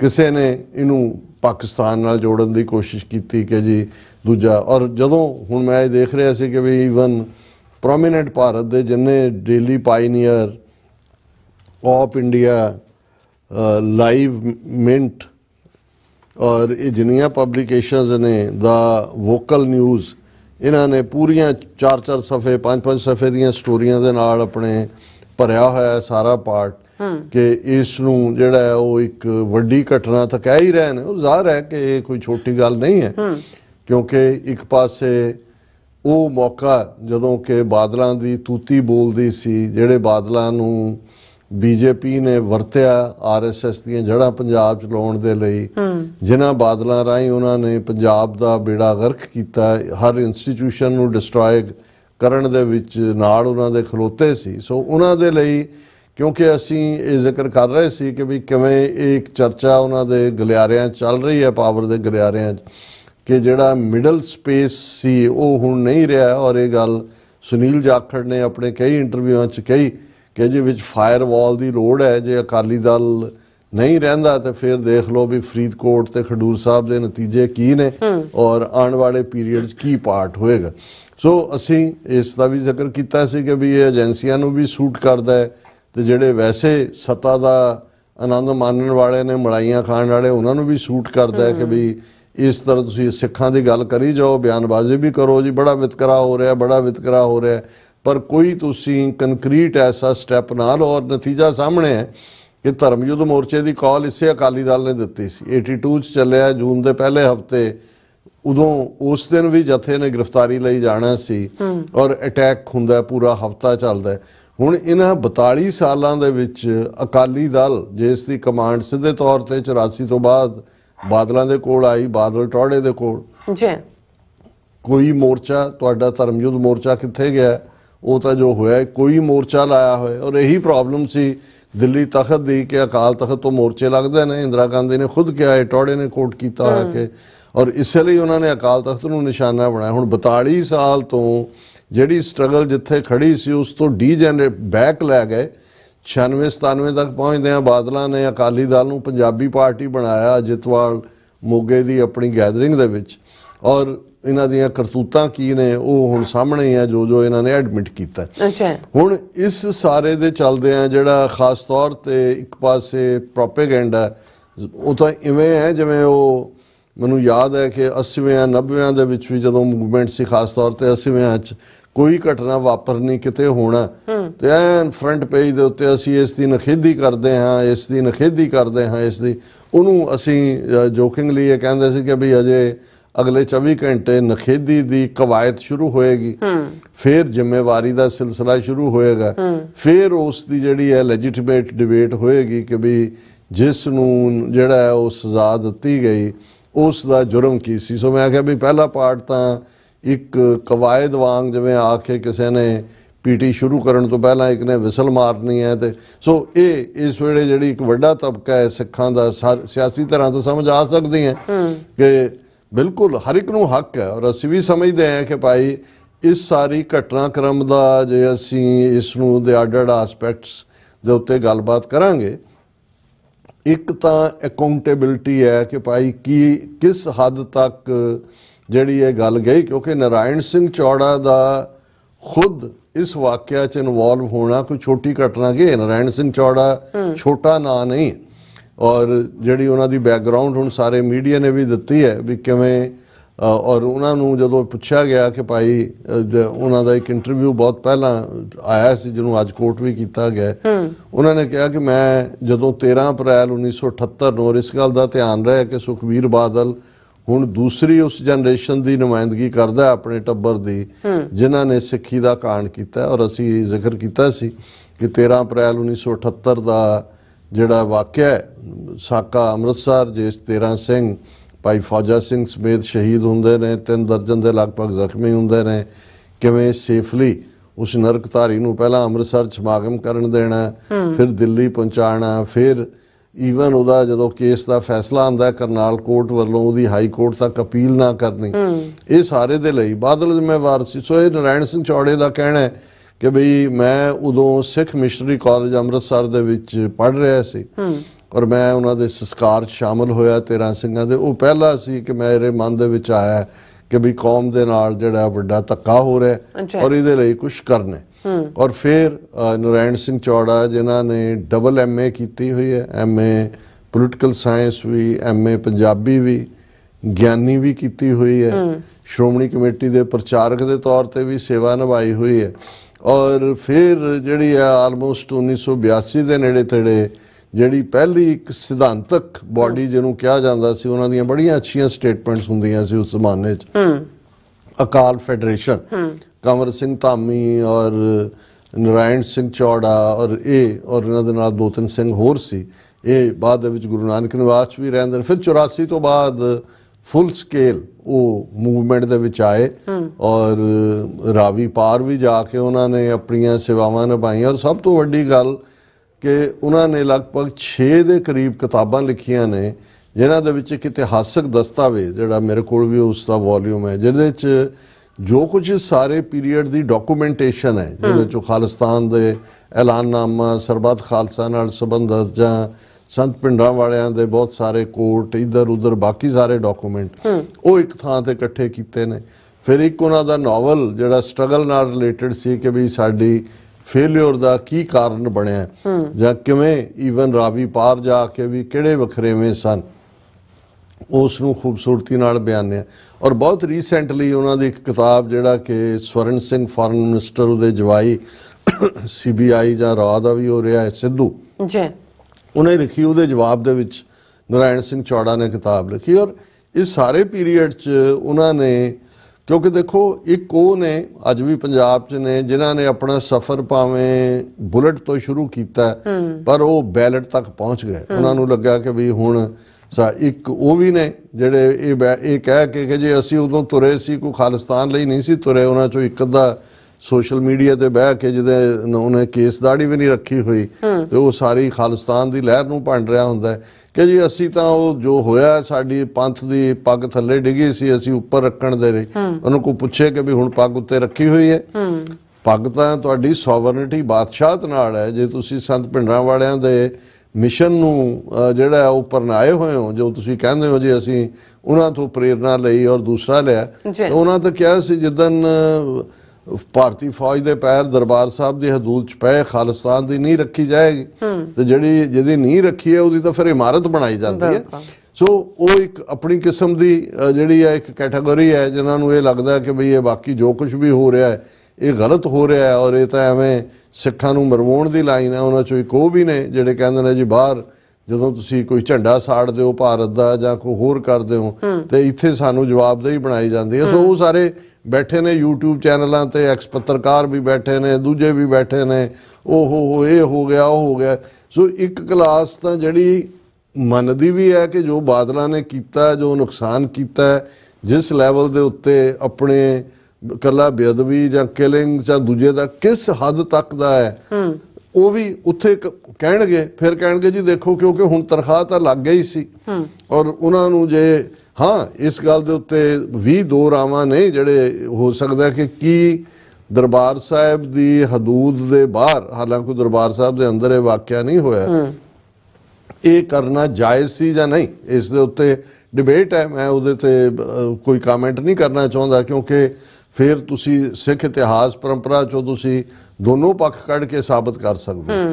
ਲੇਕਿਨ ਇਹਦੇ 'ਚ ਤਾਂ ਕੋਈ ਦੋ ਰਾਵਾਂ ਨਹੀਂ ਨੇ ਕਿ ਵੀ ਇਹ ਹਰ ਸਿੱਖ ਜਿਹੜਾ ਪੰਥ ਦਰਦੀ ਹੈ ਉਹ ਇਹ ਮਹਿਸੂਸ ਕਰਦਾ ਸੀ ਵੀ ਅਕਾਊਂਟੇਬਿਲਿਟੀ ਵੀ ਉਹ ਹੋਣੀ। ਕਿਵੇਂ ਅਕਾਊਂਟੇਬਿਲਿਟੀ ਹੋਏ? ਜਾਂ ਤਾਂ ਇੰਨਾ ਕੁ ਜੇ ਕੋਈ ਆਪਣੀ ਗੁਸਤਾਖੀ ਜਾਂ ਆਪਣੇ ਗੁਨਾਹ ਮੰਨਦਾ ਤੇ ਫਿਰ ਉਹ ਉਸ ਸਾਰੇ ਚੋਂ ਪਾਸੇ ਹੋ ਕੇ ਆਪਣੀ ਰੈਸਟ ਆਫ ਦਾ ਲਾਈਫ ਜਿਹੜੀ ਹੈ ਉਹ ਕਿਸੇ ਹੋਰ ਪੰਥਕ ਮਫਾਦ ਲਈ ਅਰਪਣ ਕਰਦਾ। ਉਹਨੂੰ ਵੀ ਤੁਸੀਂ ਹਰ ਇੱਕ ਨੂੰ ਇਹ ਨਜ਼ਰ ਆਇਆ ਕਿ ਵੀ ਇਹ ਇੱਕ ਆਈ ਵਾਸ਼ ਹੈ ਔਰ ਇਹ ਵਾਪਸ ਉਸ ਪਾਸੇ ਵੱਲ ਜਾਣ ਦੀ ਗੱਲ ਹੈ। ਸੋ ਨਾਰਾਇਣ ਸਿੰਘ ਚੌੜਾ ਨੇ, ਔਰ ਇਸ ਗੱਲ ਦਾ ਧਿਆਨ ਰਿਹਾ ਕਿ ਇਕੱਲਾ ਇਹੀ ਨਹੀਂ, ਹੁਣ ਤਾਂ ਹਰ ਇੱਕ ਨੂੰ ਲੱਗਦਾ ਚਲੋ ਕਿ ਜੀ ਬਹੁਤ ਚੰਗਾ ਹੋਇਆ, ਉਹਨਾਂ ਦੀ ਜਿਹੜਾ ਉਹ ਨੁਕਸਾਨ ਨਹੀਂ ਹੋਇਆ ਔਰ ਬਚਾਅ ਹੋ ਗਿਆ।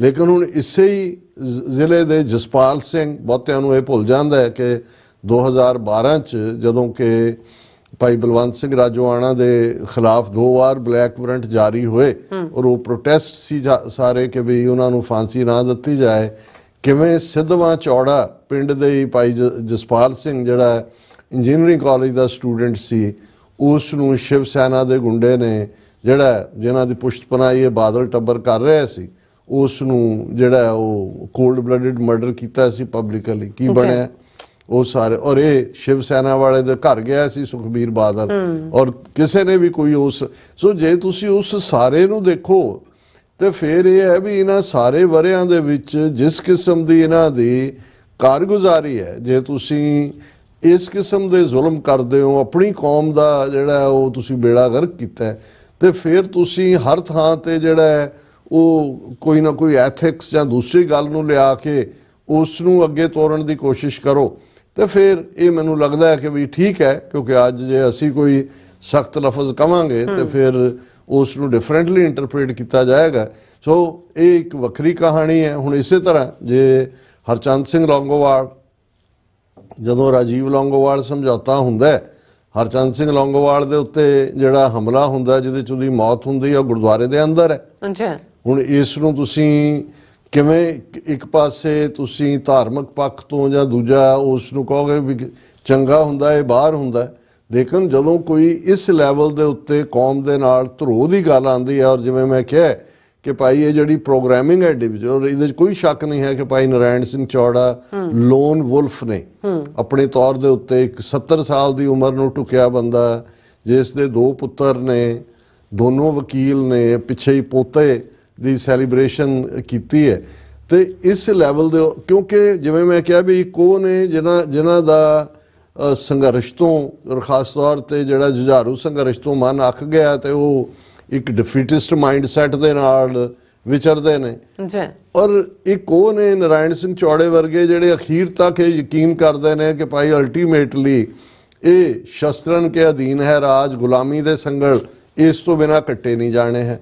ਔਰ ਇਹੀ ਸੀ ਕਿ ਵੀ ਜਦੋਂ ਭਾਈ ਹਵਾਰਾ ਔਰ ਉਹਨਾਂ ਦੇ ਸਾਥੀਆਂ ਨੂੰ ਬੜੈਲ ਜੇਲ੍ਹ ਚੋਂ ਜਿਹੜਾ ਸਾਰੀ ਬਾਹਰ ਕੱਢਣ ਦੀ ਲਾਈਨ ਹੈ, ਉਸ ਦੇ ਵਿੱਚ ਵੀ ਨਾਰਾਇਣ ਸਿੰਘ ਚੌੜਾ ਜਿਹੜੀ ਹੈ ਉਹਨਾਂ ਦੀ ਗ੍ਰਿਫਤਾਰੀ ਹੁੰਦੀ ਹੈ, ਲੰਬਾ ਵਕਤ ਜੇਲ੍ਹ ਦੇ ਵਿੱਚ ਰਹਿ ਕੇ ਹੁਣ ਵੀ 20 ਕੇਸ ਉਹਨਾਂ ਦੇ ਉੱਤੇ ਪਾਏ ਹੋਏ ਨੇ।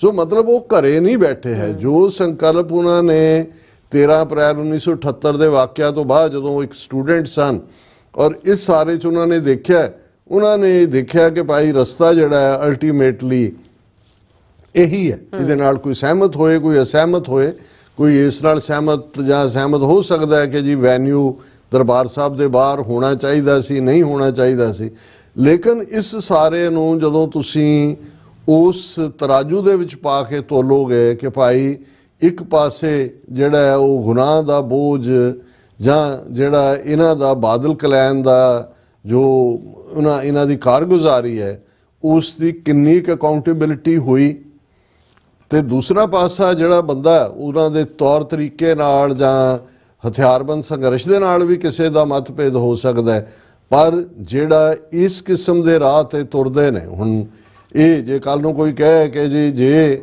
ਬਿਆਨ ਸਿੰਘ, ਸਤਵੰਤ ਸਿੰਘ, ਇੰਦਰਾ ਗਾਂਧੀ ਨੂੰ ਨਾ ਸਜ਼ਾ ਯਾਫਤਾ ਕਰਦੇ ਤਾਂ ਜਿਹੜਾ 30,000 ਸਿੱਖ ਹੈ ਘੱਟੋ ਘੱਟ ਉਹਦੀ ਜਾਨ ਬਚ ਜਾਂਦੀ।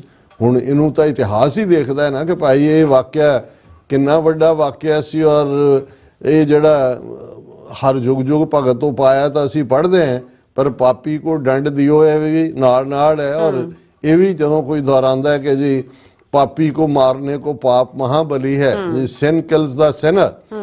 अकाल पुरख ਦੇ ਆਪਣੇ ਤੌਰ ਤਰੀਕੇ ਨੇ। ਬਾਕੀ ਜਿਹਨੂੰ ਰੱਬ ਨੇ ਬਚਾਣਾ ਹੈ ਜਾਂ ਬਚਾਇਆ ਹੈ ਜਾਂ ਉਸ ਦੇ ਕੀ ਰੀਜ਼ਨ ਹੁੰਦੇ ਨੇ, ਇਹ ਵੀ ਰੱਬ ਦੇ ਕੋਲ ਆ। ਹਾਲਾਂ ਇਹਨਾਂ ਦਾ ਜਿਹੜਾ ਹਾਲ ਹੈ ਅਕਲ ਦਾ ਜਾਂ ਲੈਵਲ ਦਾ, ਜਦੋਂ ਇਹ ਘਟਨਾ ਦਾ ਆਇਆ ਤੇ ਦਲਜੀਤ ਸਿੰਘ ਚੀਮਾ ਮੀਡੀਆ ਦੇ ਸਾਹਮਣੇ ਆ ਕੇ ਕਹਿ ਰਿਹਾ, ਦੇਖੋ ਜੀ ਗੁਰਬਾਣੀ ਦਾ ਫਰਮਾਨ ਹੈ, ਜਾਂ ਕੋ ਰਾਖੇ ਸਾਈਆਂ ਮਾਰ ਸਕੇ ਨਾ ਕੋਈ।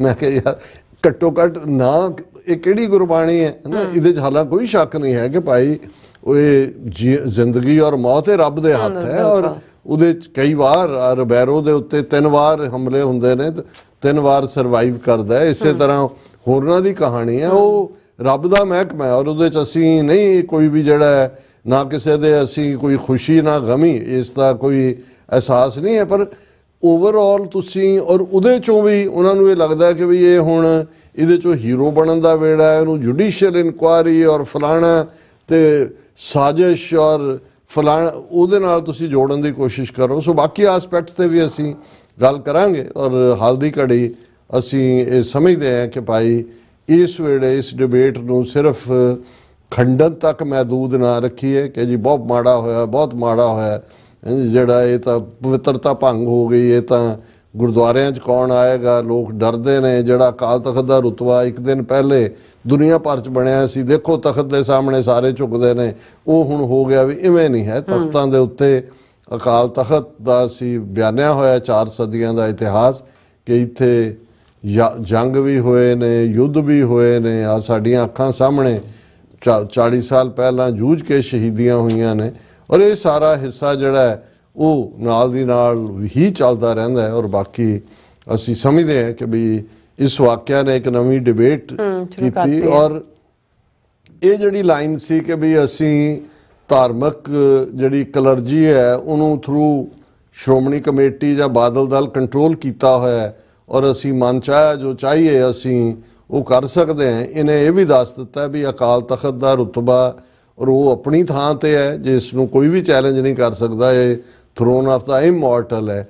ਪਰ ਦੂਸਰੇ ਪਾਸੇ ਜਿਹੜੀ ਇੰਡੀਵਿਜੂਅਲ ਪ੍ਰੋਗਰਾਮਿੰਗ ਹਰ ਸਿੱਖ ਦੀ ਗੁਰੂ ਨੇ ਕੀਤੀ ਹੋਈ ਹੈ, ਜਿਸ ਆਜ਼ਾਦਾਨਾ ਤੌਰ ਤੇ ਉਹ ਵਿਚਰਦਾ ਹੈ, ਉਹਦੇ 'ਚ ਫਿਰ ਉਮਰ ਵੀ ਕੋਈ ਤਕਾਜ਼ਾ ਨਹੀਂ ਹੈ। ਉਸ ਦੇ ਵਿੱਚ ਪਰਿਵਾਰਕ ਜ਼ਿੰਮੇਵਾਰੀਆਂ ਵੀ ਔਰ ਬੇਪਰਵਾਹੀ ਹੈ, ਕਿਉਂਕਿ ਇਹ ਜਿਹੜਾ ਖਾਲਸੇ ਦਾ ਸੰਕਲਪ ਹੈ, ਖਾਲਸਾ ਸੋ ਜੋ ਨਿਰਧਨ ਕੋ ਪਾਲੇ, ਖਾਲਸਾ ਸੋ ਜੋ ਦੁਸ਼ਟ ਕੋ ਗਾਲੇ, ਇਹ ਬੇਸਿਕ ਪ੍ਰੋਗਰਾਮਿੰਗ ਹੈ। ਬਾਕੀ ਹਰ ਇੰਡੀਵਿਜੂਅਲ ਨੇ ਆਪਣੇ ਢੰਗ ਨਾਲ ਕਿਸੇ ਸਿਚੁਏਸ਼ਨ ਨੂੰ ਦੇਖਣਾ ਔਰ ਅਸੀਂ ਇਸ ਦੇ ਉੱਤੇ ਆਉਣ ਵਾਲੇ ਟੌਪਿਕਸ ਦੇ ਵਿੱਚ ਵੀ ਗੱਲਬਾਤ ਜਾਰੀ ਕਰਾਂਗੇ। ਜੀ ਰਾਜ ਸਾਹਿਬ ਤੁਹਾਡਾ ਬਹੁਤ ਬਹੁਤ ਸ਼ੁਕਰੀਆ। ਸੋ ਇੱਥੇ ਲੈਣੇ ਬ੍ਰੇਕ ਤੇ ਜਾਣ ਤੋਂ ਪਹਿਲਾਂ ਅਸੀਂ ਦਰਸ਼ਕਾਂ ਤੇ ਸਰੋਤਿਆਂ ਨੂੰ ਫੀਲ ਤੇ ਬੇਨਤੀ ਕਰਦੀ ਹਾਂ ਵਿਊਅਰਸ, ਜਿਸ ਤਰ੍ਹਾਂ ਕਿ ਤੁਸੀਂ ਜਾਣਦੇ ਹੋ ਕਿ TV 84 ਇੱਕ ਪੰਥਕ ਚੈਨਲ ਹੈ। TV 84 ਦੀ ਚੜ੍ਹਦੀ ਕਲਾ ਲਈ ਵੱਧ ਤੋਂ ਵੱਧ ਡੋਨੇਟ ਕਰੋ। ਡੋਨੇਟ ਕਰਨ ਲਈ ਸਾਡੀ ਵੈਬਸਾਈਟ tv84.tv ਤੇ ਜਾ ਕੇ ਪੇਪਲ ਦੀ ਵਰਤੋਂ ਕਰਕੇ ਵਨ ਟਾਈਮ ਡੋਨੇਟ ਕਰ ਸਕਦੇ ਹੋ, ਮੰਥਲੀ ਡੋਨੇਟ ਵੀ ਕਰ ਸਕਦੇ ਹੋ।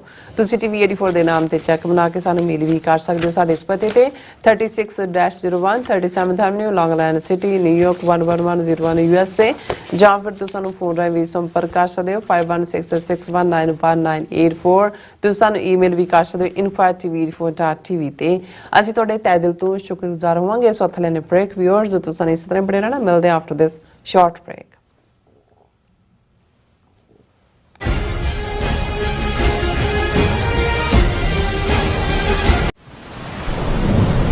ਯੂਨਾਈਟਿਡ ਸਿੱਖ ਸੰਸਥਾ ਨੇ ਦੱਖਣੀ ਅਮਰੀਕਾ ਵਿੱਚ ਬੇਰਲ ਤੂਫਾਨ ਦੇ ਪੀੜਤਾਂ ਲਈ ਤੁਰੰਤ ਮਦਦ ਮੁਹਿੰਮ ਸ਼ੁਰੂ ਕੀਤੀ ਹੈ। ਇਸ ਭਿਆਨਕ ਤੂਫਾਨ ਨੇ ਸੈਂਟ ਵਿੰਸੈਂਟ ਅਤੇ ਗ੍ਰੇਨੇਡੀਨਸ, ਗ੍ਰੇਨੇਡਾ, ਡੋਮਿਨਿਕਾ ਤੇ ਬਾਰਬਾਡੋਸ ਨੂੰ ਬਹੁਤ ਨੁਕਸਾਨ ਪਹੁੰਚਾਇਆ ਹੈ। ਯੂਨਾਈਟਿਡ ਸਿੱਖ ਦੀਆਂ ਟੀਮਜ਼ ਲੋੜਵੰਦ ਲੋਕਾਂ ਲਈ ਜ਼ਰੂਰੀ ਸਮਾਨ ਅਤੇ ਖਾਣ-ਪੀਣ ਦੀਆਂ ਚੀਜ਼ਾਂ ਪਹੁੰਚਾ ਰਹੀਆਂ ਹਨ। ਤੁਹਾਡੇ ਸਹਿਯੋਗ ਦੀ ਲੋੜ ਹੈ।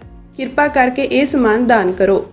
ਖਾਣ-ਪੀਣ ਦੀਆਂ ਚੀਜ਼ਾਂ, ਤਿਰਪਾਲ, ਜਨਰੇਟਰ, ਕੱਪੜੇ, ਤੰਬੂ, ਟਾਇਲਟ ਪੇਪਰ, ਬਰਸਾਤੀ ਕੋਟ, ਸੈਨੇਟਰੀ ਪੈਡ, ਹਰੇਕ ਸਾਈਜ਼ ਦੇ ਡਾਈਪਰ ਆਦਿ। ਡੋਨੇਟ ਕਰਨ ਲਈ contact@united6.org ਤੇ ਸੰਪਰਕ ਕਰੋ। ਮਦਦ ਕਰਨ ਲਈ ਕਿਰਪਾ ਕਰਕੇ ਸਾਡੀ ਵੈਬਸਾਈਟ ਤੇ ਡੋਨੇਟ ਕਰੋ। ਅਮਰੀਕਾ ਵਿੱਚ ਰਹਿ ਰਹੇ ਹੋ ਅਤੇ ਡਰਾਈਵਿੰਗ ਲਾਇਸੈਂਸ ਲੈਣਾ ਚਾਹੁੰਦੇ ਹੋ ਤੇ ਲੱਭ ਰਹੇ ਹੋ ਇੱਕ ਤਜਰਬੇਕਾਰ ਡਰਾਈਵਿੰਗ ਸਕੂਲ, ਤਾਂ ਤੁਹਾਡੇ ਲਈ ਹੈ ਵੱਡੀ ਖੁਸ਼ਖਬਰੀ।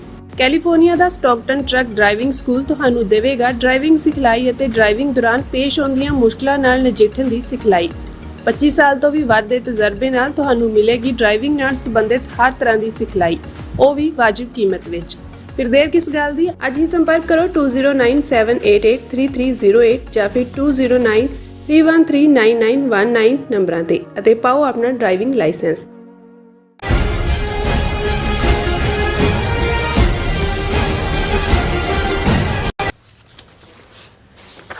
Viewers welcome back to programme. So viewers गलबात करन जा रहे हैं कि सुखबीर बादल यानी कि बादल लाने की कारगुजारी सिखां ਅਤੇ ਸਿੱਖ ਸੰਸਥਾਵਾਂ ਦੀ ਕੀਤੀ ਗਈ ਤਬਾਹੀ ਦੇ ਪਿਛੋਕੜ ਵਿੱਚ ਇੱਕ ਸਮਝਣ ਦੀ ਕੋਸ਼ਿਸ਼ ਕਰਦੇ ਹਾਂ ਕਿ ਸਿੱਖ ਇਤਿਹਾਸ ਅਤੇ ਪਰੰਪਰਾ ਅਨੁਸਾਰ ਇਸ ਦੀ ਸਜ਼ਾ ਕੀ ਹੋਣੀ ਚਾਹੀਦੀ ਹੈ।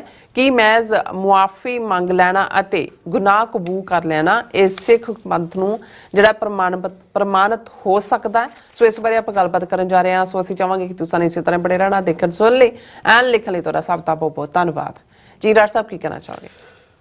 ਦੇਖੋ, ਘਟਨਾ ਦਾ ਜ਼ਿਕਰ ਅਸੀਂ ਕੀਤਾ ਹੈ, ਉਸ ਦੇ ਉੱਤੇ ਸਾਡੀ ਮੁੱਢਲੀ ਟੇਕ ਕੀ ਹੈ ਉਹਦੇ 'ਚ ਵੀ ਅਸੀਂ ਥੋੜ੍ਹੇ ਇਤਿਹਾਸਕ ਹਵਾਲੇ ਦਿੱਤੇ ਨੇ ਕਿ ਇਹ ਬਹੁਤ ਵਾਰ ਜਿਹੜਾ ਇੰਡੀਵਿਜੂਅਲ ਸਿੱਖ ਜਿਹੜੀ ਸਵਾ ਲੱਖੀ ਸਪਿਰਿਟ ਹੈ, ਜਿਸ ਦੇ ਵਿੱਚ ਹਰ ਸਿੱਖ ਜਿਹੜਾ ਦੇਖਦਾ ਹੈ ਕਿ ਕੌਣ ਪੰਥ ਘਾਤਕ ਹੈ, ਕਿਸ ਤੋਂ ਸਿੱਖਾਂ ਦਾ ਨੁਕਸਾਨ ਹੋਇਆ ਔਰ ਉਹਨੇ ਉਹ ਇਹ ਫੈਸਲਾ ਕਰਦਾ ਕਿ ਉਸਨੇ ਇਸ ਸਾਰੇ ਨੂੰ ਕਿਵੇਂ ਜਿਹੜਾ ਹੈ ਇਸ ਦਾ ਸਿਲਾ ਭੁਗਾਉਣਾ ਜਾਂ ਇਸ ਦੀ ਜਵਾਬਦੇਹੀ ਕਰਨੀ ਹੈ। ਇੱਕ ਕੌਮਾਂ ਦੇ ਕਲੈਕਟਿਵ ਡਿਸੀਜਨ ਹੁੰਦੇ ਨੇ ਜਿਨ੍ਹਾਂ ਦੇ ਵਿੱਚ ਜਦੋਂ ਅਸੀਂ ਕੌਮੀ ਤੌਰ ਦੇ ਉੱਤੇ ਜਿਹੜੇ ਗੁਰਮਤੇ ਹੁੰਦੇ ਸੀ ਜਾਂ ਕਿਸੇ ਨੂੰ ਦੁਸ਼ਮਣ ਐਲਾਨਿਆ ਜਾਂਦਾ ਸੀ ਜਾਂ ਕਿਸੇ ਦੇ ਟੋਟਲ ਬਾਈਕਾਟ ਦੀ ਲਾਈਨ ਦਿੱਤੀ ਜਾਂਦੀ ਸੀ ਜਾਂ ਕਿਸੇ ਨੂੰ ਤਨਖਾਹੀਆ ਐਲਾਨਿਆ ਜਾਂਦਾ ਸੀ, ਉਹ ਕਲੈਕਟਿਵ ਡਿਸੀਜਨ ਹੁੰਦੇ ਨੇ। ਔਰ ਉਹਦੇ ਚੋਂ ਹੀ ਅਸੀਂ ਜੇ 20ਵੀਂ ਸਦੀ ਦੇ ਵਿੱਚ ਵੀ ਦੇਖੀਏ ਕਿ ਜੇ ਸਾਕਾ ਨਨਕਾਣਾ ਸਾਹਿਬ ਜਿਹੜਾ ਉਹ ਵਪਰਾਇਆ ਜਾਂਦਾ ਹੈ, ਬੇਸ਼ੱਕ ਹਕੂਮਤ ਬ੍ਰਿਟਿਸ਼ ਪਿੱਛੇ ਖੜੀ ਹੈ ਨਰੈਣੂ ਦੇ, ਔਰ ਉਸ ਵੇਲੇ ਇੱਕ ਕਰਤਾਰ ਸਿੰਘ ਬੇਦੀ ਨਾਂ ਦਾ ਬੰਦਾ ਜਿਹੜਾ ਉਸ ਨਰੈਣੂ ਦਾ ਸਾਥੀ ਸੀ, ਉਸ ਨੂੰ ਵੀ ਜਿਹੜਾ ਉਹ ਬਣਾਇਆ ਗਿਆ ਸੀ ਤਨਖਾਹੀਆ। ਪਰ ਉਹ ਸਾਰੇ ਦੇ ਨਾਲ ਇੱਕ ਪਾਰਟ ਜਿਹੜੀ ਅਕਸਰ ਸੰਤ ਪਿੰਡਾਂ ਵਾਲੇ ਕਹਿੰਦੇ ਹੁੰਦੇ ਸੀ ਕਿ ਭਾਈ ਨਰੈਣੂ ਜਿਹਨੂੰ ਉਮਰ ਕੈਦ ਪਹਿਲਾਂ ਫਾਂਸੀ ਹੋਈ ਸੀ, ਫਿਰ ਉਮਰ ਕੈਦ 'ਚ ਕਨਵਰਟ ਹੋ ਗਏ ਸੀ, ਉਹ ਕੁਦਰਤੀ ਮੌਤੇ ਮਰਿਆ ਸੀ। ਇਸੇ ਤਰ੍ਹਾਂ ਕਈਆਂ ਦੇ ਇਹ ਰਿਗਰੈਟ ਰਹੇ। ਲੇਕਿਨ ਇਹ ਵੀ ਅਸੀਂ ਜਿਵੇਂ ਪਹਿਲੇ ਸੈਗਮੈਂਟ 'ਚ ਵੀ ਅਸੀਂ ਜ਼ਿਕਰ ਕੀਤਾ ਕਿ ਵੀ ਇੱਕ ਪਰੰਪਰਾ ਉਹ ਵੀ ਸੀ ਕਿ ਜਿਹਦੇ 'ਚ ਭਾਵੇਂ ਜਦੋਂ ਉਹ ਘਟਨਾਕ੍ਰਮ ਵਾਪਰ ਰਿਹਾ ਹੁੰਦਾ ਹੈ, ਜਿਹੜੇ ਬਹੁਤਾ ਤਬਕਾ ਮੁੱਖ ਧਾਰਾ ਦਾ ਹੁੰਦਾ ਹੈ ਉਹ ਤਾਂ ਸਟੇਟ ਦੇ ਨਾਲ ਖਲੋ ਜਾਂਦਾ ਜਾ ਕੇ। ਜਿਵੇਂ ਅਸੀਂ ਬਜਬਜ ਘਾਟ ਦੇ ਕੰਢੇ ਤੇ ਕੌਮਾ ਘਾਟਾ ਮਾਰੂ ਜਹਾਜ਼ ਜਦੋਂ ਵਾਪਸ ਗਿਆ, ਬਜਬਜ ਘਾਟ ਦੇ ਕੰਢੇ ਤੇ ਗੋਲੀ ਚੱਲੀ ਔਰ 1 ਦਰਜਨ ਜਾਂ 1.5 ਦਰਜਨ ਸ਼ਹੀਦ ਹੋਏ, ਬਹੁਤ ਸਾਰੇ ਰੂਹ ਪੋਸ਼ ਹੋਏ, ਕੁਛ ਨੂੰ ਵਾਪਸ ਟ੍ਰੇਨਾਂ 'ਚ ਉਹਨਾਂ ਦੇ ਪਹੁੰਚਾਇਆ ਗਿਆ ਜਿਹੜਾ ਪੰਜਾਬ ਲਿਆ ਕੇ ਘਰੋਂ ਘਰੀ। ਲੇਕਿਨ ਉਸ ਪੀਰੀਅਡ 'ਚ ਵੀ ਈਵਨ ਕਲਕੱਤੇ ਦੇ ਜਿਹੜੇ ਇਤਿਹਾਸਕ ਗੁਰਦੁਆਰੇ ਸੀ, ਗੁਰਦੁਆਰਾ ਬਾਗ ਮਾੜੀ ਔਰ ਬੜਾ ਸੰਗਤ, ਛੋਟੀ ਸੰਗਤ, ਔਰ ਈਵਨ ਉਸ ਵਕਤ ਦੇ ਅਕਾਲ ਤਖਤ ਤੇ ਕਾਬਜ਼ ਜਿਹੜੇ ਪੁਜਾਰੀ ਸੀ, ਉਹਨਾਂ ਨੇ ਵੀ ਹੁਕਮਨਾਮੇ ਜਾਂ ਮਤੇ ਕੀਤੇ ਸੀ ਕਿ ਇਹ ਬਿਲਕੁਲ ਐਂਟੀ ਸਿੱਖ ਲਾਈਨ ਹੈ, ਇਹ ਪੰਥ ਪ੍ਰਸਤੀ ਨਹੀਂ ਹੈ, ਇਹ ਬ੍ਰਿਟਿਸ਼ ਦੇ ਖਿਲਾਫ ਕਰਨਾ ਬੋਲਣਾ, ਇਹਨਾਂ ਦੇ ਨਾਲ ਕੋਈ ਸਹਿਯੋਗ ਨਾ ਕੀਤਾ ਜਾਏ। ਫਿਰ ਅਸੀਂ 1919 ਦਾ ਜਲਿਆਂਵਾਲੇ ਬਾਗ ਵਾਲੇ ਅਰੂੜ ਸਿੰਘ ਦਾ ਜ਼ਿਕਰ ਅਕਸਰ ਕਰਦੇ ਹਾਂ ਕਿ ਭਾਈ ਜਿਸ ਨੇ ਸੱਦ ਕੇ ਉਹਨੂੰ ਸਿਰੋਂ ਪਾਓ ਦਿੱਤਾ ਸੀ ਡਾਇਰ ਨੂੰ ਕਿ ਜੀ ਤੂੰ ਬਹੁਤ ਚੰਗਾ ਕੰਮ ਕੀਤਾ ਹੈ ਔਰ ਤੈਨੂੰ ਅਸੀਂ ਸਿੱਖ ਬਣਾ ਦਿੱਤਾ ਹੈ। ਉਹ ਕਹਿੰਦਾ ਮੈਂ ਤਾਂ ਸਿਗਰਟਾਂ ਪੀਂਦਾ, ਕੋਈ ਨਹੀਂ ਕਹਿੰਦਾ ਤੂੰ ਸਿਗਰਟਾਂ ਛੱਡ ਦੇ, ਤੂੰ ਫਿਰ ਵੀ ਸਿੱਖ ਹੈ। ਸੋ ਇਸ ਕਿਸਮ ਦਾ ਪਾਰਟ ਵੀ ਰਿਹਾ। ਪਰ ਦੂਸਰੇ ਪਾਸੇ ਇੱਕ ਲਾਈਨ ਜਿਹੜੀ ਹੈ ਉਹ ਪੈਰਲਲ ਰਹੀ ਹੈ। ਜੇ ਹੁਣ ਅਕਾਲੀ ਮੂਵਮੈਂਟ ਜਿਹਦੇ 'ਚ ਸਾਕਾ ਨਨਕਾਣਾ ਸਾਹਿਬ ਜਾਂ ਚਾਬੀਆਂ ਦਾ ਮੋਰਚਾ, ਗੁਰੂ ਕਾ ਬਾਗ ਜਾਂ ਜੈਤੋ ਟੋਟਲੀ ਪੀਸਫੁਲ ਸੀ, ਲੇਕਿਨ ਇਸ ਦੇ ਪੈਰਲਲ ਜੇ ਬੱਬਰ ਅਕਾਲੀ ਲਹਿਰ ਦਾ ਅਸੀਂ ਇਤਿਹਾਸ ਦੇਖਦੇ ਹਾਂ, ਮੈਂ 18ਵੀਂ ਸਦੀ ਜੇ ਮੈਂ ਉਹ ਜ਼ਿਕਰ ਕਰਾਂਗਾ ਤਾਂ ਜ਼ਿਆਦਾ ਵਕਤ ਲੱਗੇਗਾ ਕਿ ਭਾਈ ਉਹ ਸਾਡੀ ਜਿਹੜੀ ਪਰੰਪਰਾ, ਟ੍ਰੈਡੀਸ਼ਨ, ਇਤਿਹਾਸ ਉਹਨੂੰ ਸਿਰਜਣ ਦੇ ਵਿੱਚ ਕਿਵੇਂ ਸਾਡੇ ਭਾਈ ਸੁੱਖਾ ਸਿੰਘ, ਮਹਿਤਾਬ ਸਿੰਘ ਜਾਂ ਬੋਤਾ ਸਿੰਘ, ਗਰਜਾ ਸਿੰਘ ਉਸ ਟ੍ਰੈਡੀਸ਼ਨ ਤੋਂ ਅਸੀਂ ਜਿਹੜਾ ਉਸ ਦੀ ਕੰਟੀਨਿਊਟੀ ਕਿਵੇਂ 20ਵੀਂ ਸਦੀ ਦੇ ਵਿੱਚ ਭਾਵੇਂ ਭਾਈ ਮਹਾਰਾਜ ਸਿੰਘ 1849 'ਚ ਝੰਡਾ ਚੁੱਕਦੇ ਨੇ, 20ਵੀਂ ਸਦੀ 'ਚ ਭਾਈ ਮਹਾਰਾਜ ਸਿੰਘ ਦੀ ਸਿੱਖ ਰਾਜ ਵਾਪਸ ਲੈਣ ਦੀ ਲੈਗੇਸੀ ਨੂੰ ਹੀ ਸੰਤ ਜਰਨੈਲ ਸਿੰਘ ਖਾਲਸਾ ਪਿੰਡਾਂ ਵਾਲਿਆਂ ਨੇ ਜਿਹੜਾ ਅੱਗੇ ਤੋਰਿਆ ਔਰ ਮੈਂ ਪਿੰਡਾਂ ਵਾਲਿਆਂ ਦੇ ਕੀ ਪ੍ਰਵਚਨ ਨੇ, ਕੀ ਉਹਨਾਂ ਦੇ ਜਿਹੜੇ ਉਹ ਬੋਲ ਨੇ, ਉਹ ਸਾਰੇ ਸੁਣ ਸਕਦੇ ਨੇ ਕਿ ਭਾਈ ਉਹਨਾਂ ਨੇ ਫਾਈਨਲੀ ਕੀ ਰਸਤਾ ਦੱਸਿਆ ਔਰ ਕਿਵੇਂ ਉਹਨਾਂ ਨੇ ਅਣਖ ਔਰ ਗੈਰਤ ਨਾਲ ਜੂਝ ਕੇ ਸ਼ਹੀਦੀ ਪਾਈ। ਪਰ ਈਵਨ ਜਦੋਂ ਟੋਟਲੀ ਪੀਸਫੁਲ ਅਕਾਲੀ ਮੂਵਮੈਂਟ ਚੱਲ ਰਹੀ ਸੀ, ਜੇ ਇਸ ਮੂਵਮੈਂਟ ਦਾ ਦਬਾਅ ਵੀ ਬਣਿਆ ਤੇ ਉਹਦੇ ਨਾਲ ਬਰਾਬਰ ਬੱਬਰ ਅਕਾਲੀ ਮੂਵਮੈਂਟ ਸੀ। ਉਹਦੇ ਵਿੱਚ ਹਾਲਾਂਕਿ ਬਹੁਤਾ ਉਹਨਾਂ ਦਾ ਜ਼ੋਰ ਦੁਆਬੇ ਦੇ ਵਿੱਚ ਸੀ, ਪਰ ਬੱਬਰ ਅਕਾਲੀ ਮੂਵਮੈਂਟ ਨੇ ਅੰਗਰੇਜ਼ਾਂ ਨੂੰ ਇਸ ਕਦਰ ਵਕਤ ਪਾਇਆ। ਹਾਲਾਂ ਉਦੋਂ ਵੀ ਅਕਾਲੀ ਲਹਿਰ ਵਾਲਿਆਂ ਨੇ ਆਪਣੇ ਆਪ ਨੂੰ ਡਿਸਟੈਂਸ ਕਰ ਲਿਆ ਸੀ ਕਿ ਜੀ ਇਹਦੇ ਨਾਲ ਸਾਡਾ ਸਵਾਸੀ ਤਾਂ ਪੀਸਫੁਲ ਹੈ। ਚਲੋ ਉਹ ਇੱਕ ਸਟ੍ਰੈਟਜੀ ਦਾ ਹਿੱਸਾ ਵੀ ਹੁੰਦਾ, ਪਰ ਇਹ ਵੀ ਸੀ ਕਿ ਭਾਈ ਬੱਬਰ, ਇਹ ਸਾਰੇ ਜਾਣਦੇ ਸੀ ਕਿ ਭਾਈ ਇਹ ਜਦੋਂ ਤੱਕ ਤੁਹਾਡਾ ਦੂਸਰਾ ਹਥਿਆਰਬੰਦ ਵਾਲਾ ਪਾਰਟ ਮਜ਼ਬੂਤ ਨਹੀਂ ਹੁੰਦਾ, ਤੁਹਾਨੂੰ ਕੋਈ ਕੰਸੈਸ਼ਨ ਨਹੀਂ ਦਿੰਦਾ ਇਧਰਲੇ ਪਾਸੇ ਆ ਕੇ। ਸੋ ਇਹ ਪੈਰਲਲ ਹੈ। ਈਵਨ ਅਮਰੀਕਾ 'ਚ ਜੇ ਅਸੀਂ 1960ਵਿਆਂ ਦੀ ਸਿਵਲ ਲਿਬਰਟੀ ਮੂਵਮੈਂਟ, ਜਿਨ੍ਹਾਂ 'ਚ Malcolm X African American leader, ਜਿਹੜੇ ਹਥਿਆਰਬੰਦ, ਉਹਨੇ ਪੈਂਥਰਸ ਪਾਰਟੀ ਬਣਾਈ, ਜਿਹੜੇ ਇੱਥੇ ਕਾਲੇ ਸੀ ਉਹ ਹਥਿਆਰਬੰਦ ਸੰਘਰਸ਼ ਦੇ ਰਾਹ ਤੇ ਤੁਰੇ। ਦੂਸਰੇ ਪਾਸੇ ਮਾਰਟਨ ਲੂਥਰ ਕਿੰਗ, ਜਿਹਨੇ 1 ਮਿਲੀਅਨ ਬੰਦਾ ਇਕੱਠਾ ਕੀਤਾ ਵਾਸ਼ਿੰਗਟਨ DC ਲਿੰਕਨ ਮੈਮੋਰੀਅਲ ਦੇ ਨੇੜੇ। ਆਈ ਹੈਵ ਏ ਡ੍ਰੀਮ ਜਿਹੜੀ ਉਹਨਾਂ ਦੀ ਸਪੀਚ ਜਗਤ ਪ੍ਰਸਿੱਧ ਹੈ। ਔਰ ਇੱਕ ਅੱਧੀ ਮੁਲਾਕਾਤ ਦੇ ਵਿੱਚ, ਔਰ ਮੈਲਕਮ ਐਕਸ ਨੂੰ ਮੋਸਟ ਡਿਸਪਾਈਜ਼ ਕਰਦੇ ਸੀ ਗੋਰੇ ਅਮਰੀਕਾ ਦੇ, ਪਰ ਉਹਨਾਂ ਨੂੰ ਇਹ ਫੀਅਰ ਸੀ ਕਿ ਜੇ ਇਹਨੂੰ ਮਾਰਟਨ ਲੂਥਰ ਕਿੰਗ ਨੂੰ ਕੰਸੈਸ਼ਨ ਨਾ ਦਿੱਤਾ ਇਹਦੇ ਰਾਹੀਂ ਕਾਲਿਆਂ ਨੂੰ, ਤੇ ਇਹ ਕਾਲੇ ਦੂਜਾ ਰਸਤਾ ਅਖਤਿਆਰ ਕਰ ਲੈਣਗੇ। ਔਰ ਇਹ ਗੱਲ ਮੈਲਕਮ ਐਕਸ ਨੇ ਇੱਕ ਮੀਟਿੰਗ ਦੌਰਾਨ ਮਾਰਟਨ ਲੂਥਰ ਕਿੰਗ ਨੂੰ ਕਹੀ ਕਿ ਵੀ ਇਸ ਗੱਲ ਨੂੰ ਸਮਝ ਲੈ ਵੀ ਇਹ ਕੋਈ ਤੈਨੂੰ ਨਹੀਂ ਕਰ ਰਹੇ, ਜੇ ਇਹ ਡੰਡਾ ਨਾ ਹੋਏ ਤੇ ਇਹ ਤੈਨੂੰ ਨਹੀਂ ਕਿਸੇ ਨੇ ਪੁੱਛਣਾ ਹੈ। ਸੋ ਅਸੀਂ ਸਮਝਦੇ ਹਾਂ ਵੀ ਇਹੀ ਪਾਰਟ 20th ਸੈਂਚੁਰੀ ਦੇ ਵਿੱਚ ਵੀ ਜਿਹੜੀ ਬਰਾਬਰ ਸਟਰਗਲ ਸੀ ਨਾਲ ਦੀ ਨਾਲ ਉਹ ਚੱਲਦੀ ਰਹੀ। ਭਾਵੇਂ ਪਹਿਲਾਂ ਭਾਈ ਮਹਾਰਾਜ ਸਿੰਘ ਨੇ ਝੰਡਾ ਚੁੱਕਿਆ, ਫਿਰ ਕੂਕਿਆਂ ਦੀ ਲਹਿਰ ਭਾਵੇਂ ਉਹ ਇੱਕ ਡਿਫਰੈਂਟ ਖਾਤੇ 'ਚ ਪਈ, ਜਾਂ ਬੱਬਰ ਅਕਾਲੀ ਲਹਿਰ, ਜਾਂ ਬਾਅਦ ਦੇ ਵਿੱਚ ਭਾਵੇਂ ਉਹ ਅਗੇਨ ਇੰਡੀਅਨ ਨੈਸ਼ਨਲ ਆਰਮੀ ਦੇ ਥੱਲੇ ਸੁਭਾਸ਼ ਚੰਦਰ ਬੋਸ, ਜਿਹਦੀ ਜਿਹੜੀ INA ਨੂੰ ਫਾਊਂਡ ਹੀ ਜਨਰਲ ਮੋਹਨ ਸਿੰਘ ਨੇ ਕੀਤਾ, ਤੇ ਜੇ 42,000 ਸੋਲਜਰ ਸੀ INA ਦੇ, ਉਹਨਾਂ 'ਚ 32,000 ਸਿੱਖ ਸੀ।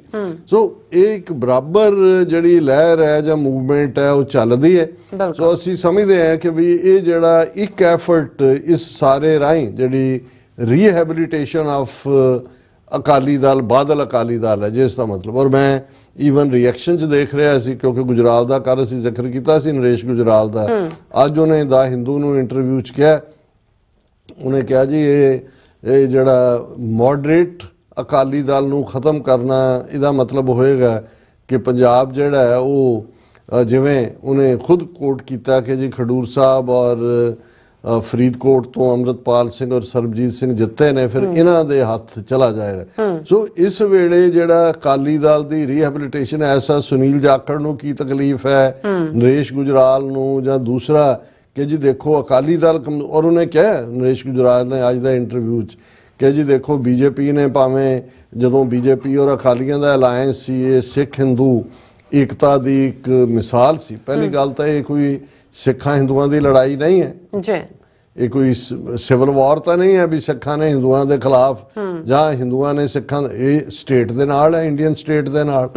ਇੰਡੀਅਨ ਸਟੇਟ ਦੇ ਵਿੱਚ ਮੌਜੂਦ ਜੇ ਮੈਜੋਰਿਟੀ ਹਿੰਦੂ ਸਿੱਖਾਂ ਨੂੰ ਹੱਕ ਨਹੀਂ ਦੇਣਾ ਚਾਹੁੰਦੇ, ਇਹ ਉਹਨਾਂ ਦੀ ਪ੍ਰੋਬਲਮ ਹੈ। ਅਸੀਂ ਆਪਣੇ ਹੱਕਾਂ ਲਈ ਲੜਨਾ, ਇਹ ਸਾਡੇ ਲਈ ਕੋਈ ਚੋਇਸ ਹੀ ਨਹੀਂ ਹੈ। ਦੋਵੇਂ ਕੋਈ ਵੀ ਰਸਤਾ ਹੈ ਬਾਈ ਆਲ ਮੀਨਸ, ਜਿਹਨੂੰ ਵੈਲਕਮ ਐਕਸ ਕਹਿੰਦਾ ਸੀ। ਔਰ ਸਾਡੇ ਤਾਂ ਗੁਰੂ ਨੇ ਸਾਨੂੰ ਰਾਹ ਦੱਸਿਆ ਹੀ ਹੋਇਆ, ਚੁੰਕਾਰ ਅਜ਼ ਹਮਾ ਹੀਲ ਤੇ ਦਰਗੁਜ਼ਸਤ ਹਲਾਲ ਅਸਤ ਬੁਰਦਨਬਾਜ਼ ਸ਼ਮਸ਼ੀਰ ਦਾ। ਸੋ ਸਾਡੇ ਲਈ ਦੋਵੇਂ ਹੀ ਰਸਤੇ, ਅਸੀਂ ਜਿਹੜਾ ਹੈ ਉਹ ਬਿਲਕੁਲ ਇਸ ਗੱਲ ਨੂੰ ਮੰਨ ਕੇ ਤੁਰਦੇ ਹਾਂ ਕਿ ਭਾਈ ਅਲਟੀਮੇਟਲੀ ਇਹ ਅਸੀਂ ਆਪਣੇ ਹੱਕ ਲੈਣੇ ਨੇ। ਉਹਦੇ ਲਈ ਜੋ UN ਦਾ ਚਾਰਟਰ ਵੀ ਉਹ ਹੱਕ ਦਿੰਦਾ ਹੈ ਕਿ ਵੀ if a man is not to be compelled as a last resort to rebellion, ਇਹ ਉਹਦਾ ਪ੍ਰੀਐਂਬਲ ਹੈ, his human rights must be protected by the rule of the law. So ਅਸੀਂ ਆਪਣੇ ਗੁਰੂ ਸਿਧਾਂਤ ਮੁਤਾਬਕ ਵੀ, 10ਵੇਂ ਪਾਤਸ਼ਾਹ ਦਾ ਦਿੱਤਾ ਸਿਧਾਂਤ, ਔਰ UN ਚਾਰਟਰ ਮੁਤਾਬਕ ਵੀ ਇਹ ਸਮਝਦੇ ਹਾਂ ਕਿ ਭਾਈ ਇਹ ਠੀਕ ਹੈ ਕਿ ਕਿਤੇ ਵੀ ਕਿਸੇ ਬੇਗੁਨਾਹ ਨੂੰ ਮਾਰਨਾ, ਕਿਸੇ ਦੇ ਉੱਤੇ ਜ਼ੁਲਮ ਕਰਨਾ, ਕਿਸੇ ਦੇ ਹੱਕ ਖੋਹਣਾ, ਇਹ ਸਿੱਖੀ ਦੀ ਖਿਲਾਫਤ ਹੈ। ਲੇਕਿਨ ਜਿਸ ਅਕਾਲ ਤਖਤ ਤੋਂ ਅਸੀਂ ਕੋਈ ਸਜ਼ਾ ਸੁਣਾਉਣ ਦੀ ਗੱਲ ਕਰਦੇ ਹਾਂ, ਜਾਂ ਜਿਸ ਅਕਾਲ ਤਖਤ ਦੀ ਸੁਪਰਾਮੇਸੀ ਦੀ ਅਸੀਂ ਗੱਲ ਕਰਦੇ ਹਾਂ ਜਾਂ ਜਿਸ ਅਕਾਲ ਤਖਤ ਨੂੰ ਅਸੀਂ ਪੱਗ ਤੇਰੀ ਕੀ ਜਹਾਂਗੀਰ ਦੀ ਦੇ ਨਾਲ ਜਿਹੜਾ ਦੱਸਦੇ ਆ ਵੀ ਅਕਾਲ ਤਖਤ ਕਿਵੇਂ ਥਰੋਨ ਆਫ ਦਾ ਇਮੋਰਟਲ ਹੈ, ਉਸ ਅਕਾਲ ਤਖਤ ਦੇ ਬਾਨੀ ਗੁਰੂ ਹਰਗੋਬਿੰਦ ਸਾਹਿਬ ਨੇ ਤਾਂ ਜਦੋਂ ਸ਼ਿਵਾਜੀ ਮਰਾਠਾ ਦੀ ਮਾਂ ਜੀਜਾਬਾਈ ਸੀ, ਉਹਦਾ ਗੁਰੂ ਸਮਰੱਥ ਰਾਮਦਾਸ ਜਿਹੜਾ 6ਵੇਂ ਪਾਤਸ਼ਾਹ ਨੂੰ ਗੜਵਾਲ ਰਿਆਸਤ ਦੇ ਵਿੱਚ ਇੱਕ ਇਲਾਕਾ ਹੈ ਸ੍ਰੀਨਗਰ, ਉੱਥੇ ਮਿਲਦਾ ਹੈ ਔਰ ਉਹ ਸਵਾਲ ਕਰਦਾ ਹੈ ਕਿ ਭਾਈ ਇਹ ਤੁਹਾਡਾ ਸਾਰਾ ਬੜਾ ਲਾਮ ਲਸ਼ਕਰ ਔਰ ਘੋੜੇ ਫੌਜ ਇਹ ਉਹ, ਮੈਂ ਤਾਂ ਸੁਣਿਆ ਸੀ ਕਿ ਗੁਰੂ ਨਾਨਕ ਇੱਕ ਫਕੀਰ ਨੇ ਤੇ ਇਹ ਤਾਂ ਫਕੀਰਾਂ ਵਾਲਾ ਪਾਰਟ ਨਹੀਂ ਹੈ।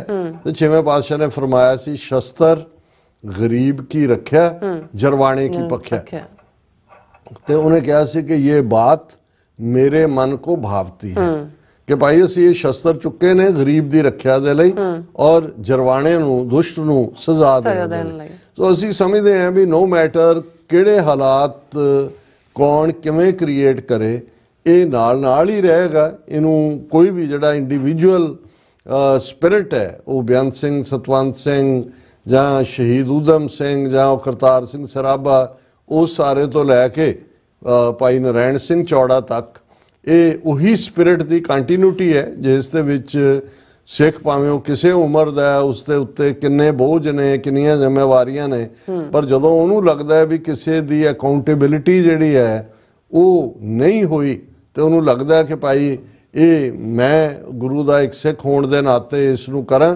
ਬਾਕੀ ਹਰ ਇੱਕ ਦੇ ਹੋ ਸਕਦੇ ਨੇ ਮਤਭੇਦ ਕੁਦਰਤੀ, ਹਾਲਾਂਕਿ ਨਜ਼ਮ ਕੋਈ ਉਹਨਾਂ ਨੇ ਅੱਜ ਨਹੀਂ ਲਿਖੀ ਹੈ। ਭਾਈ ਸੰਤੋਖ ਸਿੰਘ ਭਾਊ ਉਹਨਾਂ ਦੇ ਜਦੋਂ ਅੱਜ ਮੈਨੂੰ ਨਜ਼ਮ ਭੇਜੀ ਤੇ ਮੈਨੂੰ ਲੱਗਿਆ ਕਿ ਭਾਈ ਇਹ ਜਦੋਂ ਅਸੀਂ ਇੱਕ ਪਾਸੇ ਉਹ ਜਿਹੜੇ ਕਿ ਇੱਕ ਕਵਾਇਤ ਵਾਂਗ ਨਖੇਦੀ ਤੇ ਲੱਗੇ ਹੋਏ ਨੇ ਔਰ ਇੱਕ ਉਹ ਜਿਹੜੇ ਕਿ ਸਮਝਦੇ ਨੇ ਕਿ ਭਾਈ ਅਲਟੀਮੇਟਲੀ ਭਾਵੇਂ ਕਿਸੇ ਦਾ ਤੌਰ ਤਰੀਕਾ ਸਮਾਂ ਸਥਾਨ ਉਸ ਨਾਲ ਕਿਸੇ ਦੇ ਮਤਭੇਦ ਹੋਣ, ਪਰ ਇਹ ਅਣਖ ਔਰ ਗੈਰਤਮੰਦ ਇਨਸਾਨ ਹੁੰਦੇ ਨੇ ਜਿਹੜੇ ਇਸ ਰਸਤੇ ਤੇ ਤੁਰਦੇ ਨੇ ਔਰ ਇਹ ਉਹ ਨੇ ਜਿਨ੍ਹਾਂ ਨੇ ਇਸ ਸਬਕ ਨੂੰ ਚੰਗੀ ਤਰ੍ਹਾਂ ਯਾਦ ਕੀਤਾ ਹੋਇਆ ਹੈ ਕਿ ਜੇ ਜੀਵੈ ਪਤ ਲੱਥੀ ਜਾਏ ਸਭ ਹਰਾਮ ਜੇਤਾ ਕਿਛ ਖਾਏ।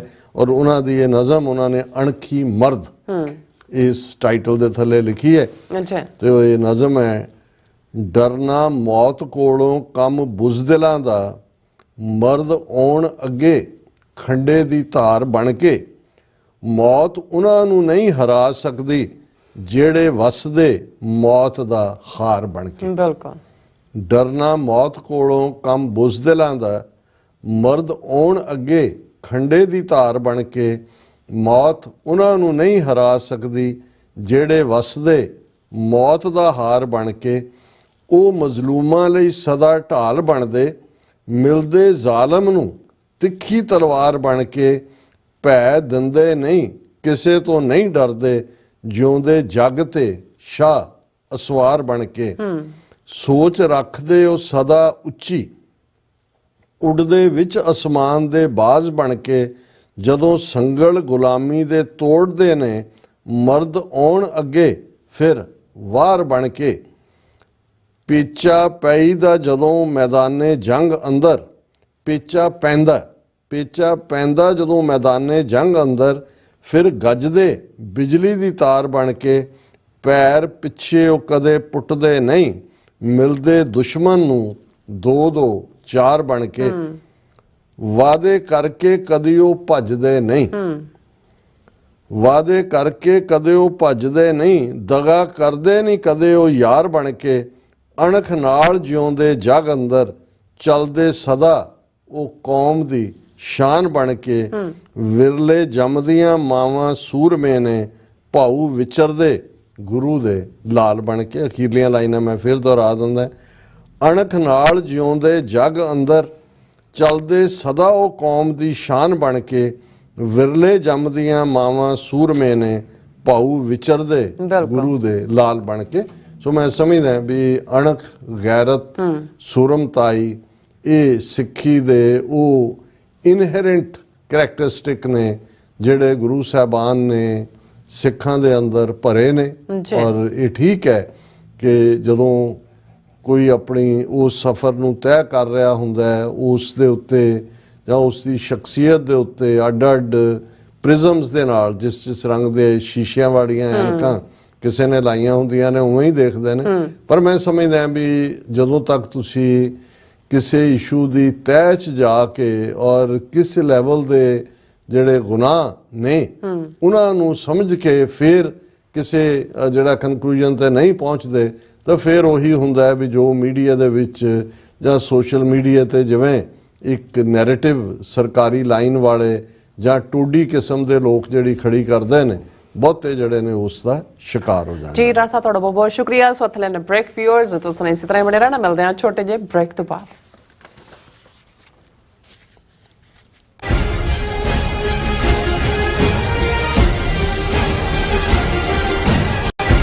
ਕੀ ਤੁਹਾਨੂੰ 30, 40 ਜਾਂ 50 ਦਿਨ ਵੇਟ ਕਰਨੀ ਪੈ ਰਹੀ ਹੈ ਤੁਹਾਡੇ ਚੈੱਕ ਲਈ? ਫਿਰ ਬ੍ਰੋਕਰਾਂ ਪਿੱਛੇ ਭੱਜਦੇ ਫਿਰਦੇ ਹੋ ਪੈਸੇ ਲਈ। ਬਹੁਤ ਜ਼ਿਆਦਾ ਟਾਈਮ ਵੇਸਟ ਹੋ ਜਾਂਦਾ ਇੱਦਾਂ ਤਾਂ। ਜੇ ਤੁਸੀਂ ਅੱਜ ਹੀ ਪੈਸੇ ਲੈਣੇ ਤਾਂ ਬੌਬਟੇਲ ਨੂੰ ਕਾਲ ਕਰੋ। ਬੌਬਟੇਲ ਤੁਹਾਡੀਆਂ ਇਨਵੌਇਸਸ ਸੇਮ ਡੇ ਫੰਡ ਕਰ ਸਕਦੇ ਹਨ for a small fee, no contract, no reserve and no hidden fees। ਅੱਜ ਹੀ ਕਾਲ ਕਰੋ ਬੌਬਟੇਲ ਨੂੰ ਤੇ ਤੁਹਾਡਾ ਪਹਿਲਾ ਮਹੀਨਾ ਫ੍ਰੀ। 410 204 2084 ਅਗੇਨ 410 204 2084। ਕੀ ਤੁਸੀਂ ਰੋਜ਼ਾਨਾ ਕੰਮ ਤੇ ਆਪਣਾ ਵਧੇਰੇ ਸਮਾਂ ਬਿਤਾਉਣ ਤੋਂ ਪਰੇਸ਼ਾਨ ਹੋ? ਆਪਣੀ ਪੂੰਜੀ ਨੂੰ ਕੰਮ ਤੇ ਲਗਾਓ, ਸਾਡੇ ਨਾਲ ਇਨਵੈਸਟ ਕਰੋ। ਅਸੀਂ ਤੁਹਾਡੀ ਪੂੰਜੀ ਤੋਂ ਤੁਹਾਡੇ ਲਈ ਵਧੇਰੇ ਪੈਸੇ ਬਣਾ ਸਕਦੇ ਹਾਂ। ਅਸੀਂ ਪ੍ਰਾਈਵੇਟ ਇਕੁਇਟੀ ਇਨਵੈਸਟਮੈਂਟ ਫਰਮ ਹਾਂ ਤੇ ਕਮਰਸ਼ੀਅਲ ਰੀਅਲ ਏਸਟੇਟ ਵਿੱਚ ਮਾਹਿਰ ਹਾਂ। Property management, leasing, asset management, commercial real estate investment ਵਿੱਚ ਸਾਰੀਆਂ ਸੇਵਾਵਾਂ ਲਈ ਅਮਰੀਕਾ ਭਰ ਤੋਂ ਤੁਸੀਂ ਸਾਡੇ ਤੱਕ ਪਹੁੰਚ ਕਰ ਸਕਦੇ ਹੋ। ਆਜ਼ਾਦ ਕਮਰਸ਼ੀਅਲ ਰੀਅਲਟੀ ਸਰਵਿਸਿਜ਼ ਦੇ Azad family trust 701 Don Coast road, suite number 204 Houston Texas. ਤੁਸੀਂ ਸਾਨੂੰ ਸਾਡੇ ਫੋਨ ਨੰਬਰ 713 686 1277 ਤੇ ਸੰਪਰਕ ਕਰ ਸਕਦੇ ਹੋ। Azad commercial realty service.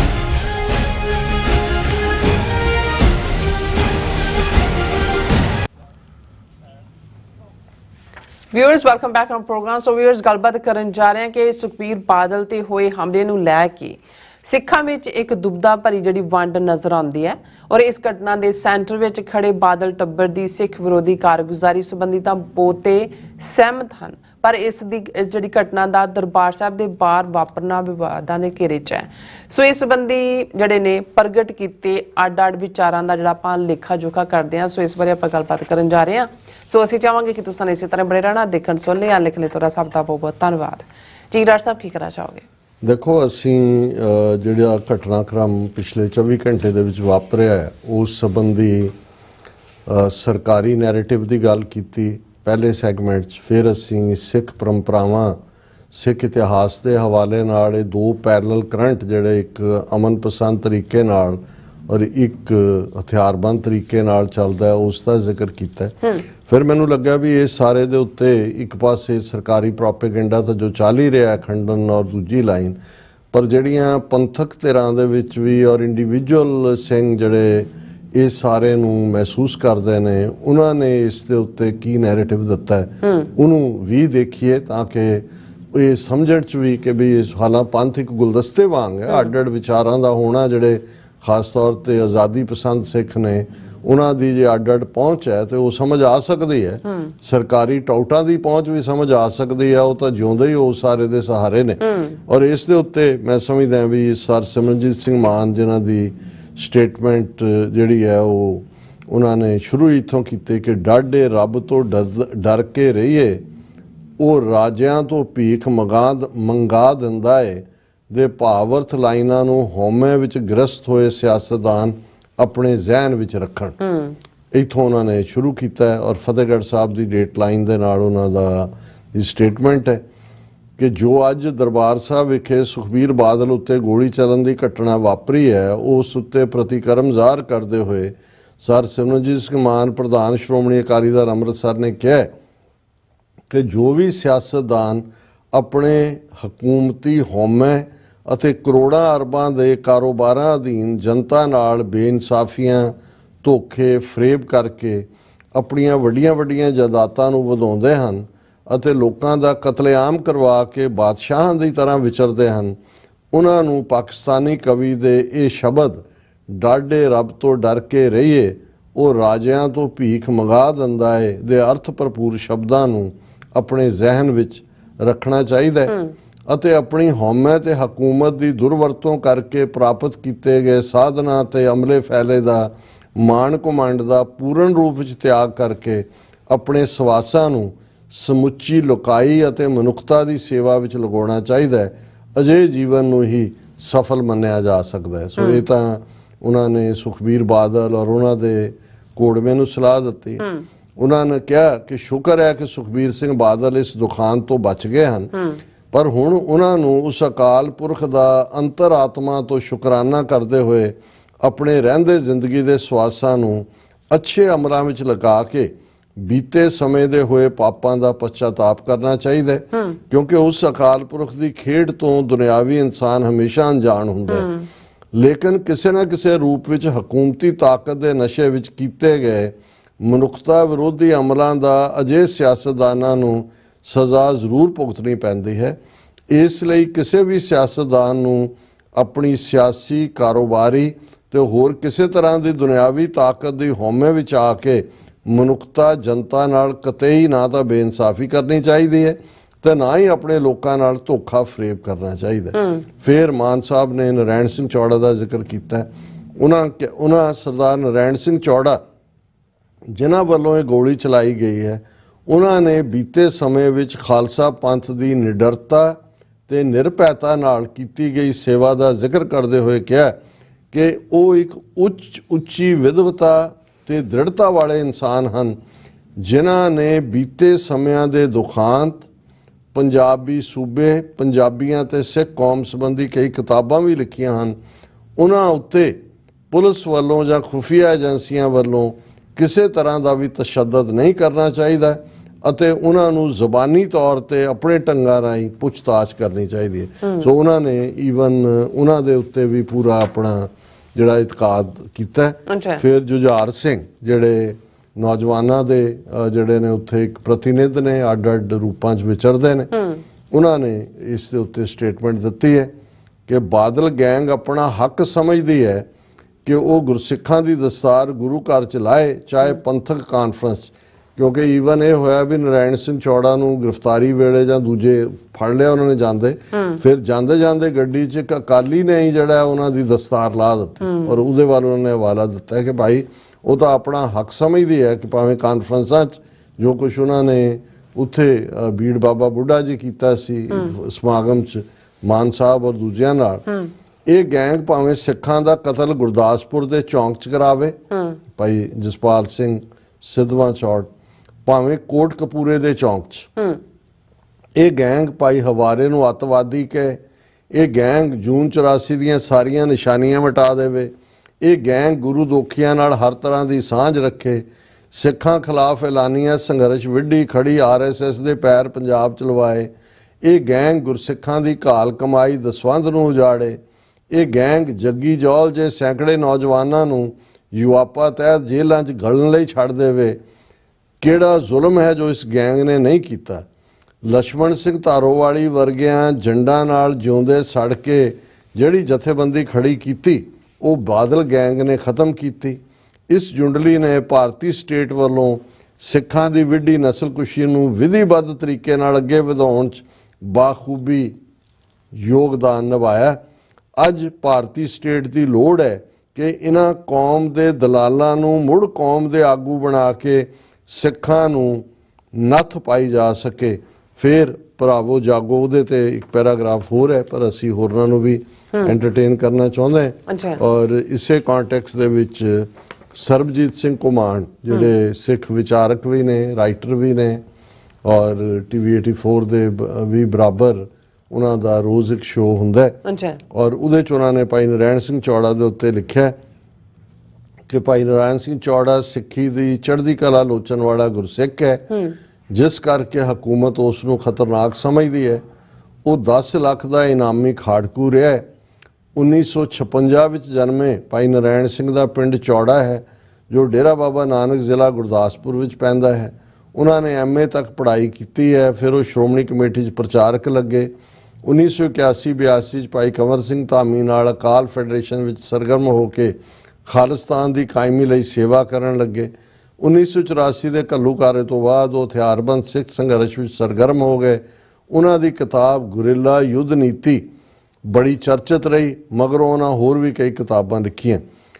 ਖਾੜਕੂ ਸੰਘਰਸ਼ ਦੌਰਾਨ ਭਾਈ ਨਾਰਾਇਣ ਸਿੰਘ ਚੌੜਾ ਵੱਲੋਂ ਲਿਖੀਆਂ ਲਿਖਤਾਂ ਪੜ੍ਹਨ ਮਗਰੋਂ ਉਹਨਾਂ ਦੀ ਉੱਚੀ ਸੁੱਚੀ ਸੋਚ ਦਾ ਪਤਾ ਲੱਗਦਾ ਹੈ। ਇਹ ਲਿਖਤਾਂ ਪੰਥਕ ਦਸਤਾਵੇਜ਼ ਨਾਮੀ ਸੰਗ੍ਰਹਿ ਵਿੱਚ ਦਰਜ ਹਨ। ਦਰਅਸਲ ਉਹ ਖਾਲਿਸਤਾਨ ਦੇ ਸਿਧਾਂਤਕ ਤਰਜਮਾਨ ਹਨ। ਫਿਰ ਉਹਨਾਂ ਨੇ ਉਹਨਾਂ ਦੀਆਂ ਜਿਹੜੀਆਂ ਅੱਡ-ਅੱਡ ਥਾਵਾਂ ਦੇ ਉੱਤੇ ਉਹਨਾਂ ਦੀ ਕੀ ਕੰਟਰੀਬਿਊਸ਼ਨ ਹੈ ਉਹ ਸਾਰੇ ਦਾ ਉਹਨਾਂ ਨੇ ਜ਼ਿਕਰ ਕੀਤਾ ਹੈ। ਔਰ ਇਹ ਉਹਨਾਂ ਨੇ ਕਿਹਾ ਵੀ ਵਡੇਰੀ ਉਮਰ 'ਚ ਆ ਕੇ ਵੀ ਇਸ ਸ਼ਖਸ ਨੂੰ ਜਿਹੜਾ ਹੈ ਉਹ ਬਿਲਕੁਲ ਉੱਥੇ ਹੀ ਖੜਾ ਹੈ ਜਿੱਥੇ ਕਿ ਜਦੋਂ ਇਸ ਸੰਘਰਸ਼ ਦਾ ਹਿੱਸਾ ਬਣੇ। ਔਰ ਫਿਰ ਉਹਨਾਂ ਨੇ ਕਿਵੇਂ ਬੜੈਲ ਜੇਲ੍ਹ 'ਚੋਂ ਇਹਨਾਂ ਨੂੰ ਭਾਈ ਜਗਤਾਰ ਸਿੰਘ ਹਵਾਰਾ ਔਰ ਦੂਜਿਆਂ ਨੂੰ ਕੱਢਣ 'ਚ ਆਪਣਾ ਯੋਗਦਾਨ ਪਾਇਆ, ਕਿਵੇਂ ਭਾਈ ਜਸਵੰਤ ਸਿੰਘ ਖਾਲੜਾ ਦੇ ਅਧੂਰੇ ਕਾਰਜ ਨੂੰ ਨੇਪਰੇ ਚਾੜਨ ਦੇ ਲਈ ਉਹ ਉਹਨਾਂ ਕੇਸਾਂ ਦੀ ਵੀ ਪੈਰਵਾਈ ਕਰਦੇ ਨੇ ਜਿਹੜੀਆਂ ਅਣਪਛਾਤੀਆਂ ਲਾਸ਼ਾਂ ਜਿਹਨਾਂ ਪੁਲਿਸੀਆਂ ਨੇ ਬਣਾਈਆਂ। ਔਰ ਇਸੇ ਤਰ੍ਹਾਂ ਉਹਨਾਂ ਨੇ ਉਹਨਾਂ ਦੀ ਲੇਟੈਸਟ ਕਿਤਾਬ ਦਾ ਜ਼ਿਕਰ ਵੀ ਕੀਤਾ। ਔਰ ਮੈਂ ਹੁਣ ਚਾਹਾਂਗਾ ਕਿ ਸਾਡੇ ਸਾਥੀ ਔਰ ਜਿਨ੍ਹਾਂ ਦੀ ਰਿਸਰਚ 'ਚੋਂ ਸਾਨੂੰ ਬਹੁਤ ਕੁਝ ਜਿਹੜਾ ਹੈ ਉਹ ਜੋ ਅਸੀਂ ਡਿਸਕਸ ਕਰਦੇ ਹਾਂ ਉਹਦੇ 'ਚ ਉਹਨਾਂ ਨੇ ਸਾਡੀ ਮਦਦ ਕੀਤੀ ਹੁੰਦੀ ਹੈ। ਵੀਰ ਸੁਖਜਿੰਦਰ ਸਿੰਘ ਬਾਜਵਾ ਉਹਨਾਂ ਨੇ ਵੀ ਇਸ ਦੇ ਉੱਤੇ ਜਿਹੜਾ ਆਪਣਾ ਪ੍ਰਤੀਕਰਮ ਦਿੱਤਾ ਹੈ। ਤੁਸੀਂ ਉਸ ਨੂੰ ਵਿਊਅਰਸ ਨਾਲ ਸਾਂਝਾ ਕਰੋ। ਫਤਿਹ ਬੁਲਾਉਂਦੇ ਨੇ। ਵਾਹਿਗੁਰੂ ਜੀ ਕਾ ਖਾਲਸਾ, ਵਾਹਿਗੁਰੂ ਜੀ ਕੀ ਫਤਿਹ। ਸਤਿਕਾਰਯੋਗ ਸੰਗਤ ਜੀਓ, ਬੀਬਾ ਨੀਲਮ ਕੌਰ ਅਤੇ ਡਾਕਟਰ ਸਾਹਿਬ ਜੀਓ, ਸਤਿਗੁਰਾਂ ਦੀ ਬਖਸ਼ੀ ਫਤਿਹ ਪ੍ਰਵਾਨ ਕਰਨਾ ਜੀਓ। ਔਰ ਬੀਤੀ ਰਾਤ ਤੋਂ ਹੀ ਸੋਸ਼ਲ ਮੀਡੀਆ ਤੇ ਭਾਈ ਨਾਰਾਇਣ ਸਿੰਘ ਚੌੜਾ ਵੱਲੋਂ ਸੁਖਬੀਰ ਬਾਦਲ ਤੇ ਹਮਲੇ ਦੀ ਜਿਹੜੀ ਬੜੀ ਚਰਚਾ ਹੈ ਅਤੇ ਲੋਕੀ ਇਸ ਦੀ ਨਿੰਦਾ ਕਰਨ ਤੇ ਲੱਗੇ ਹੋਏ ਨੇ ਔਰ ਹਰ ਕੋਈ ਇਸ ਨੂੰ ਆਪੋ ਆਪਣੇ ਨਜ਼ਰੀਏ ਨਾਲ ਪੇਸ਼ ਕਰ ਰਿਹਾ। ਚਲੋ ਹਰ ਕਿਸੇ ਦਾ ਹੱਕ ਹੈ ਕਿ ਕੀ ਕਰਨਾ ਤੇ ਕੀ ਨਹੀਂ ਕਰਨਾ। ਸੋ ਯਾਦ ਰਹੇ ਕਿ ਕੋਈ ਵੀ ਸਿੱਖ ਹਿੰਸਾ ਦੇ ਹੱਕ ਵਿੱਚ ਨਹੀਂ ਹੈ, ਪਰ ਸਮੇਂ ਦੀਆਂ ਸਰਕਾਰਾਂ ਨੇ ਸਿੱਖਾਂ ਨੂੰ ਉਹ ਕੰਮ ਕਰਨ ਲਈ ਮਜਬੂਰ ਕੀਤਾ ਜਿਹੜੇ ਉਹ ਨਾ ਚਾਹ ਕੇ ਵੀ ਨਹੀਂ ਕਰਨਾ ਚਾਹੁੰਦੇ। ਸੋ ਇਸ ਲਈ ਹਿੰਦੁਸਤਾਨੀ ਨਿਆਂ ਪ੍ਰਣਾਲੀ ਦੇ ਨਾਲ-ਨਾਲ ਸਾਡੇ ਧਾਰਮਿਕ ਆਗੂ ਅਤੇ ਜ਼ਿੰਮੇਵਾਰ ਅਹੁਦਿਆਂ ਤੇ ਬਿਰਾਜਮਾਨ ਸ਼ਖਸੀਅਤਾਂ ਵੀ ਮੌਜੂਦ ਹਨ ਔਰ ਧਾਰਮਿਕ ਆਗੂ ਸਿਰਫ ਸਿੱਖ ਧਰਮ ਦੇ ਹੀ ਨਹੀਂ ਸਗੋਂ ਹੋਰਨਾਂ ਧਰਮਾਂ ਦੇ ਵੀ ਸ਼ਾਮਲ ਹਨ।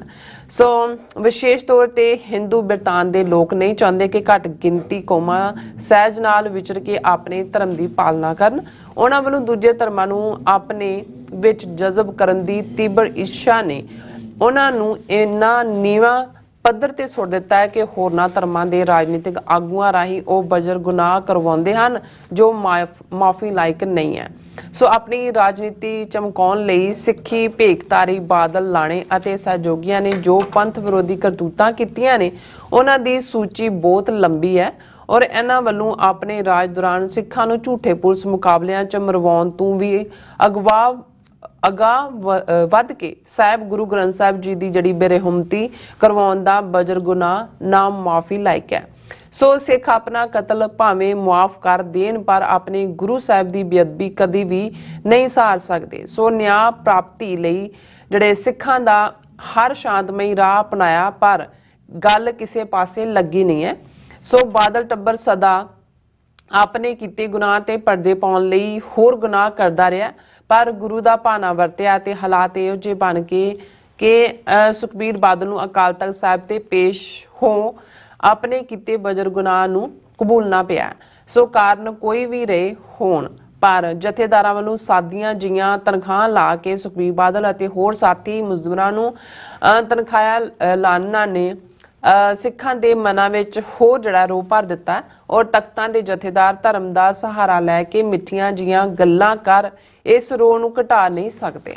ਸੋ ਇਹ ਜਥੇਦਾਰ ਵੀ ਆਪਣੇ ਨਿੱਜੀ ਸਵਾਰਥਾਂ ਕਰਕੇ ਆਪਣੀ ਯੋਗ ਜ਼ਿੰਮੇਵਾਰੀ ਤੋਂ ਭੱਜਦੇ ਨਜ਼ਰ ਆਉਂਦੇ ਹਨ। ਗੁਰੂ ਸਾਹਿਬ ਦੀਆਂ ਜਿਹੜੀਆਂ ਬੇਅਦਬੀਆਂ ਦੇ ਦੋਸ਼ ਕਬੂਲਣ ਵਾਲੇ ਗੁਨਾਹਗਾਰਾਂ ਨੂੰ ਗੁਰੂ ਦਾ ਸਿੱਖ ਕਦੇ ਵੀ ਮੁਆਫ ਨਹੀਂ ਕਰ ਸਕਦਾ। ਔਰ ਲਾਸਟ ਪੈਰਾਗ੍ਰਾਫ, ਭਾਈ ਨਾਰਾਇਣ ਸਿੰਘ ਚੌੜਾ ਵੱਲੋਂ ਸੁਖਬੀਰ ਬਾਦਲ ਨੂੰ ਸਜ਼ਾ ਯਾਫਤਾ ਕਰਨ ਦੀ ਇਸ ਕੋਸ਼ਿਸ਼ ਲਈ ਅਸਲ ਜ਼ਿੰਮੇਵਾਰ ਹਿੰਦੁਸਤਾਨੀ ਤੰਤਰ ਅਤੇ ਨਿਆਂ ਪ੍ਰਣਾਲੀ ਹੈ। ਜਦੋਂ ਕਾਨੂੰਨ ਅਤੇ ਧਾਰਮਿਕ ਜਥੇਦਾਰ ਵੀ ਸਾਹਿਬ ਗੁਰੂ ਗ੍ਰੰਥ ਸਾਹਿਬ ਜੀ ਦੀ ਬੇਅਦਬੀ ਲਈ ਜ਼ਿੰਮੇਵਾਰ ਗੁਨਾਹਗਾਰਾਂ ਨੂੰ ਬੰਦੀ ਸਜ਼ਾ ਦੇਣ ਤੋਂ ਨਾਕਾਮ ਰਹੇ ਨੇ। ਗੁਰੂ ਦੇ ਇੱਕ ਸਿੱਖ ਨੇ ਸਿੱਖ ਰਵਾਇਤਾਂ ਤੇ ਪਹਿਰਾ ਦਿੱਤਾ ਹੈ ਔਰ ਭਾਈ ਨਰਾਇਣ ਸਿੰਘ ਚੌੜਾ ਵੱਲੋਂ ਸੁਖਬੀਰ ਬਾਦਲ ਨੂੰ ਸਜ਼ਾ ਯਾਫਤਾ ਕਰਨ ਦੀ ਕੋਸ਼ਿਸ਼ ਸਾਨੂੰ ਮੱਸੇ ਰੰਗੜ ਨੂੰ ਸਜ਼ਾ ਯਾਫਤਾ ਕਰਨ ਦੀ ਯਾਦ ਤਾਜ਼ਾ ਕਰਵਾਉਂਦੀ ਹੈ। ਸੋ ਬੇਸ਼ੱਕ ਉਹ ਆਪਣੀ ਕੋਸ਼ਿਸ਼ ਵਿੱਚ ਨਾਕਾਮ ਰਹੇ ਨੇ, ਪਰ ਉਹਨਾਂ ਸਿੱਖ ਰਵਾਇਤਾਂ ਅਨੁਸਾਰ ਆਪਣਾ ਬੰਦਾ ਜਿਹੜਾ ਫਰਜ਼ ਹੈ ਉਹ ਨਿਭਾਇਆ ਅਤੇ ਇਸ ਗੱਲ ਦਾ ਕੋਈ ਅਫਸੋਸ ਨਹੀਂ ਕਰ ਸਕਦੇ, ਸਗੋਂ ਮਾਣ ਕਰਨਾ ਚਾਹੀਦਾ ਹੈ ਕਿ ਗੁਰੂ ਦੇ ਗੁਨਾਹਗਾਰਾਂ ਨੂੰ ਅੱਜ ਨਹੀਂ ਤੇ ਕੱਲ ਸਜ਼ਾ ਜ਼ਰੂਰ ਮਿਲੂ। ਭਾਈ ਨਰਾਇਣ ਸਿੰਘ ਚੌੜਾ ਦੇ ਇਸ ਕਾਰਜ ਨੂੰ ਚੜ੍ਹਦੀ ਕਲਾ ਦਾ ਪ੍ਰਤੀਕ ਮੰਨਣਾ ਚਾਹੀਦਾ ਔਰ ਹਾਲਾਤ ਕਿੰਨੇ ਵੀ ਨਾਗਵਾਰ ਕਿਉਂ ਨਾ ਹੋਣ, ਮੌਕਾ ਮਿਲਣ ਤੇ ਗੁਰੂ ਦਾ ਸਿੱਖ ਆਪਣੇ ਗੁਰੂ ਪ੍ਰਤੀ ਆਪਣੀ ਵਫਾਦਾਰੀ ਨਿਭਾਉਂਦਾ ਹੈ। ਧੰਨਵਾਦ ਜੀ। ਬਹੁਤ ਬਹੁਤ ਸ਼ੁਕਰੀਆ ਬਹੁਤ ਅੱਛਾ ਜੀ ਇਹਨਾਂ ਦਾ ਖਿਆਲ ਹੈ ਕਿ ਵੀ ਅਸੀਂ ਕੋਸ਼ਿਸ਼ ਕੀਤੀ ਹੈ ਕਿ ਸਾਰੇ ਮੁੱਦੇ ਨੂੰ ਇੱਕ ਠੀਕ ਬੈਲੈਂਸ ਦੇ ਵਿੱਚ, ਜਿਹਦੇ 'ਚ ਸਿੱਖੀ ਰਵਾਇਤ, ਸਿੱਖ ਇਤਿਹਾਸ ਔਰ ਖਾਸ ਤੌਰ 'ਤੇ ਮੌਜੂਦਾ ਇਹਨਾਂ 4 ਦਹਾਕਿਆਂ ਦੇ ਵਿੱਚ ਜੋ ਕੁਝ ਵਾਪਰਿਆ ਉਸ ਦੀ ਪਿਸ਼ਟ ਭੂਮੀ ਦੇ ਵਿੱਚ, ਉਸ ਦੀ ਬੈਕਗਰਾਊਂਡ ਦੇ ਵਿੱਚ ਜੇ ਅਸੀਂ ਇਸ ਵਰਤਾਰੇ ਨੂੰ ਸਮਝਣ ਦੀ ਕੋਸ਼ਿਸ਼ ਕਰਾਂਗੇ ਤੇ ਥੋੜਾ ਬਹੁਤ ਅਸੀਂ ਸਮਝ ਪਾਵਾਂਗੇ। ਪਰ ਜੇ ਇਹਨੂੰ ਸਿਰਫ ਇੱਕ ਤਰਫਾ ਹੀ ਕਿ ਭਾਈ ਇਹ ਗੁਰਦੁਆਰੇ ਦੇ ਬਾਹਰ ਦਰਬਾਰ ਸਾਹਿਬ ਦੀ ਜੋ ਸ਼ਰਨ ਆਏ ਤੇ ਕੰਠ ਲਾਏ, ਇਹ ਧਾਰਮਿਕ ਔਰ ਇਹ ਸਾਡੇ ਤਖਤ, ਜੇ 2 ਦਿਨ ਪਹਿਲਾਂ ਦੇਖੋ ਜੀ ਲੋਕਾਂ 'ਚ ਇੰਨਾ ਸੀ ਵੀ ਤਖਤ ਹੈ ਸਿੱਖਾਂ ਦਾ ਔਰ ਹੁਣ ਇਹ ਇੱਕਦਮ ਇੱਕ ਵੱਖਰਾ ਨੈਰੇਟਿਵ ਬਣ ਗਿਆ। ਮੈਂ ਸਮਝਦਾ ਵੀ ਜੇ ਤੁਸੀਂ ਇਸ 'ਚੋਂ ਜਿਹੜਾ ਕੋਈ ਆਨਸਰ ਲੱਭਣ ਦੀ ਕੋਸ਼ਿਸ਼ ਕਰੋਗੇ ਫਿਰ ਉਹੀ ਹੋਏਗਾ ਜਿਸ ਕਿਸਮ ਦੀ ਇੱਕ ਵੱਡੀ ਭੀੜ ਇਹ ਸਾਰਿਆਂ ਨੂੰ ਦੇਖ ਰਹੀ ਹੈ। ਅਸੀਂ ਸਮਝਦੇ ਹਾਂ ਵੀ ਇਹ ਸੱਚ, ਹੱਕ, ਇਨਸਾਫ ਦੇ ਰਸਤੇ ਦੇ ਉੱਤੇ ਤੁਰਦੇ ਹਾਂ। ਸਾਨੂੰ ਆਪਣੀਆਂ ਰਵਾਇਤਾਂ, ਆਪਣਾ ਇਤਿਹਾਸ ਔਰ ਜਿਹੜਾ ਸਾਡੇ ਸਾਹਮਣੇ ਟੀਚਾ ਹੈ ਕਿ ਅਲਟੀਮੇਟਲੀ ਅਸੀਂ ਭੈ ਕਾਹੂ ਕੋ ਦੇਤ ਨੈ ਭੈ ਮਾਨਤ ਆਨ, ਕਿ ਅਸੀਂ ਉਸ ਸਿਸਟਮ ਨੂੰ ਜਿਹੜਾ ਹੈ ਉਹ ਸਿਰਜਣਾ ਚਾਹੁੰਦੇ ਹਾਂ ਜਿੱਥੇ ਕੋਈ ਕਿਸੇ ਨੂੰ ਡਰ ਦੇ ਥੱਲੇ ਨਾ ਰੱਖੇ ਤੇ ਲੋਕ ਵੀ ਉਸ ਕਿਸਮ ਦੇ ਆਜ਼ਾਦਾਨਾ ਮਾਹੌਲ ਦੇ ਹੋਣ ਕਿ ਕੋਈ ਕਿਸੇ ਦਾ ਡਰ ਨਾ ਮੰਨੇ। ਸੋ ਅਸੀਂ ਆਪਣੇ ਸਾਰੇ ਵੀਰਾਂ ਭੈਣਾਂ ਦਾ ਅਜੇ 4-5 ਲਿਖਤਾਂ ਮੇਰੇ ਕੋਲ ਹੋਰ ਨੇ, ਲੇਕਿਨ ਮੈਂ ਘੜੀ ਵੱਲ ਦੇਖ ਰਿਹਾ, ਅਸੀਂ ਸਭ ਦਾ ਸ਼ੁਕਰੀਆ ਅਦਾ ਕਰਦੇ ਹਾਂ ਜੀ। ਰਾਜ ਸਾਹਿਬ ਤੁਹਾਡਾ ਬਹੁਤ ਬਹੁਤ ਸ਼ੁਕਰੀਆ। ਸੋ ਅਥਲੇ ਨੇ ਬ੍ਰੇਕ ਵਿਊਅਰਸ, ਤੁਸੀਂ ਇਸੇ ਤਰ੍ਹਾਂ ਬੜੇ ਰਹਿਣਾ। ਮਿਲਦੇ ਹਾਂ ਛੋਟੇ ਜਿਹੇ ਬ੍ਰੇਕ ਤੋਂ ਬਾਅਦ।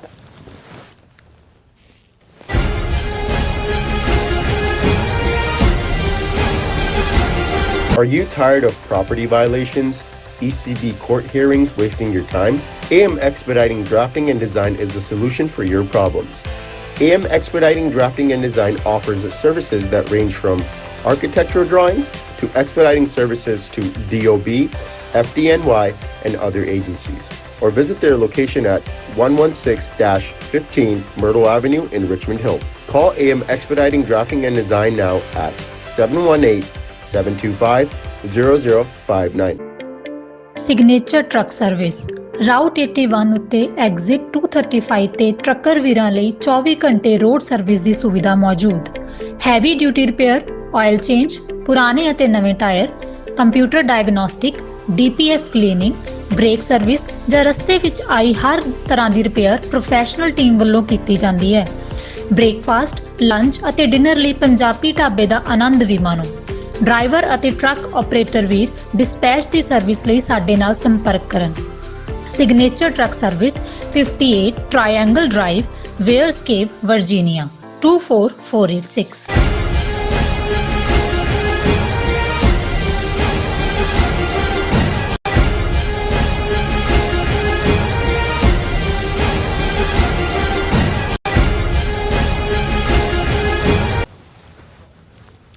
Viewers welcome back to programme. So ਇਸ ਗੱਲਬਾਤ ਕਰਾਂਗੇ ਭਾਰਤ ਤੇ ਕੈਨੇਡਾ ਦੇ ਹਵਾਲੇ ਨਾਲ ਕਿ ਭਾਰਤ ਸਰਕਾਰ ਦਾ ਕੈਨੇਡਾ ਸਰਕਾਰ ਅਤੇ ਡਾਇਸਪੋਰਾ ਸਿੱਖਾਂ ਪ੍ਰਤੀ ਦੁਸ਼ਮਣੀ ਭਰਿਆ ਵਰਤਾਰਾ ਲਗਾਤਾਰ ਜਾਰੀ ਹੈ ਔਰ ਭਾਰਤੀ ਵਿਦੇਸ਼ ਮੰਤਰਾਲੇ ਦੇ ਫੋਰਨ ਸੈਕਟਰੀ ਵਿਕਰਮ ਮਿਸ਼ਰੀ ਨੇ ਪਾਰਲੀਮੈਂਟਰੀ ਕਮੇਟੀ ਦੇ ਸਾਹਮਣੇ ਦਿੱਤੀ ਬਰੀਫਿੰਗ ਵਿੱਚ ਕੈਨੇਡਾ ਦੀ ਸਰਕਾਰ ਨੂੰ ਖਾਲਿਸਤਾਨੀਆਂ ਨੂੰ ਸ਼ਹਿ ਦੇਣ ਦਾ ਦੋਸ਼ ਲਾਇਆ ਅਤੇ ਨਾਲ ਹੀ ਹਰਦੀਪ ਸਿੰਘ ਨਿੱਜਰ ਦੇ ਕਤਲ ਤੋਂ ਬਿਲਕੁਲ ਇਨਕਾਰ ਕੀਤਾ।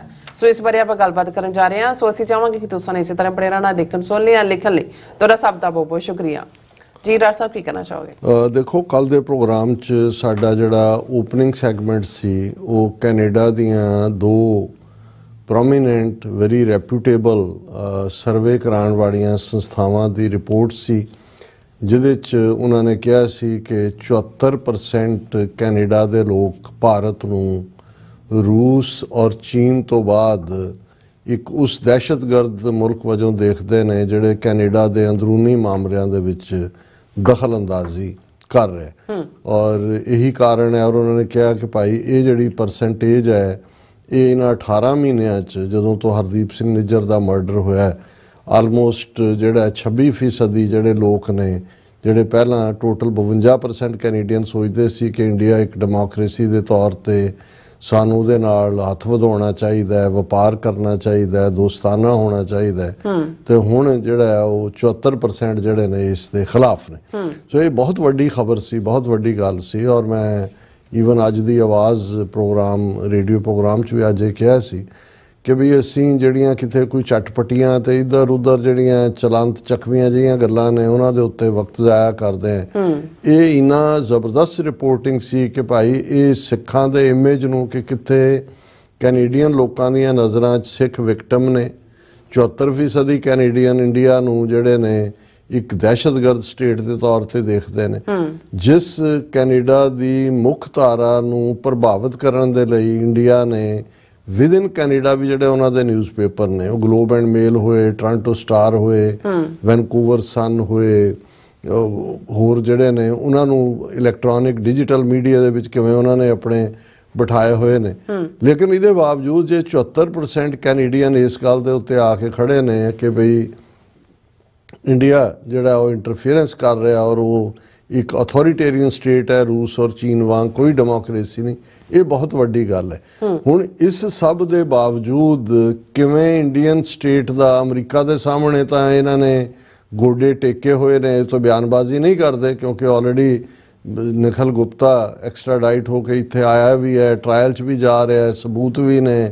ਇਹ ਤਾਂ ਇਹ ਹੋਪ ਕਰ ਰਹੇ ਨੇ ਕਿ ਵੀ ਉਹ ਤੁਲਸੀ ਗੈਬਰਡ ਆ ਜਾਏ ਜਾਂ ਉਹ ਕਾਸ਼ ਪਟੇਲ ਆ ਜਾਏ ਤੇ ਫਿਰ ਕੋਈ ਡੀਲ ਸਟ੍ਰਾਈਕ ਕਰ ਲੈਣ ਜਾਂ ਕੋਈ ਹੋਰ ਕਰਕੇ ਤਾਂ ਇਹਨਾਂ ਦੀ ਉਹਦੇ 'ਚੋਂ ਜਾਣ। ਲੇਕਿਨ ਕੈਨੇਡਾ ਦੇ ਬਾਰੇ ਉਹਨਾਂ ਦਾ ਜਿਹੜਾ ਰਵੱਈਆ ਉਹ ਲਗਾਤਾਰ ਹੌਸਟਿਲਿਟੀ ਵਾਲਾ ਔਰ ਉਹਦੀ ਲੇਟੈਸਟ ਐਗਜ਼ਾਮਪਲ ਹੈ ਕਿਉਂਕਿ ਹੁਣ ਹਾਲਾਤ ਇਹ ਨੇ ਕਿ ਐਸ ਜੈ ਸ਼ੰਕਰ ਨੇ ਈਵਨ ਕੱਲ੍ਹ ਅਸੀਂ ਡਿਸਕਸ ਕੀਤਾ ਸੀ ਕਿ ਉਹਨੇ ਪਾਰਲੀਮੈਂਟ ਦੇ ਵਿੱਚ ਵਨ ਸਾਈਡਡ ਸਟੇਟਮੈਂਟ ਤਾਂ ਦਿੱਤੀ ਕਿ ਚੀਨ ਨਾਲ ਸਾਡੇ ਸੰਬੰਧ ਬਹੁਤ ਬਿਹਤਰ ਹੋ ਗਏ ਨੇ, ਪਟੜੀ ਤੇ ਆ ਗਏ ਨੇ ਔਰ ਜਿਹੜੀ ਹੈ ਉਹ ਡੀ-ਐਸਕੇਲੇਸ਼ਨ ਹੋਏਗੀ ਔਰ ਬਹੁਤ ਹੋ ਗਿਆ। ਲੇਕਿਨ ਨਾਲ ਦੀ ਨਾਲ ਸਪੀਕਰ ਓਮ ਬਿਰਲਾ ਨੇ ਕਿਹਾ ਜੀ ਕਿ ਇਸ ਦੇ ਉੱਤੇ ਕੋਈ ਸਵਾਲ ਨਹੀਂ ਪੁੱਛਿਆ ਜਾ ਸਕਦਾ, ਕੋਈ ਫੋਲੋ ਅਪ ਟਿੱਪਣੀ ਨਹੀਂ ਹੋਏਗੀ ਕਿਉਂਕਿ ਝੂਠ ਬੋਲ ਰਿਹਾ ਸੀ ਉਹ।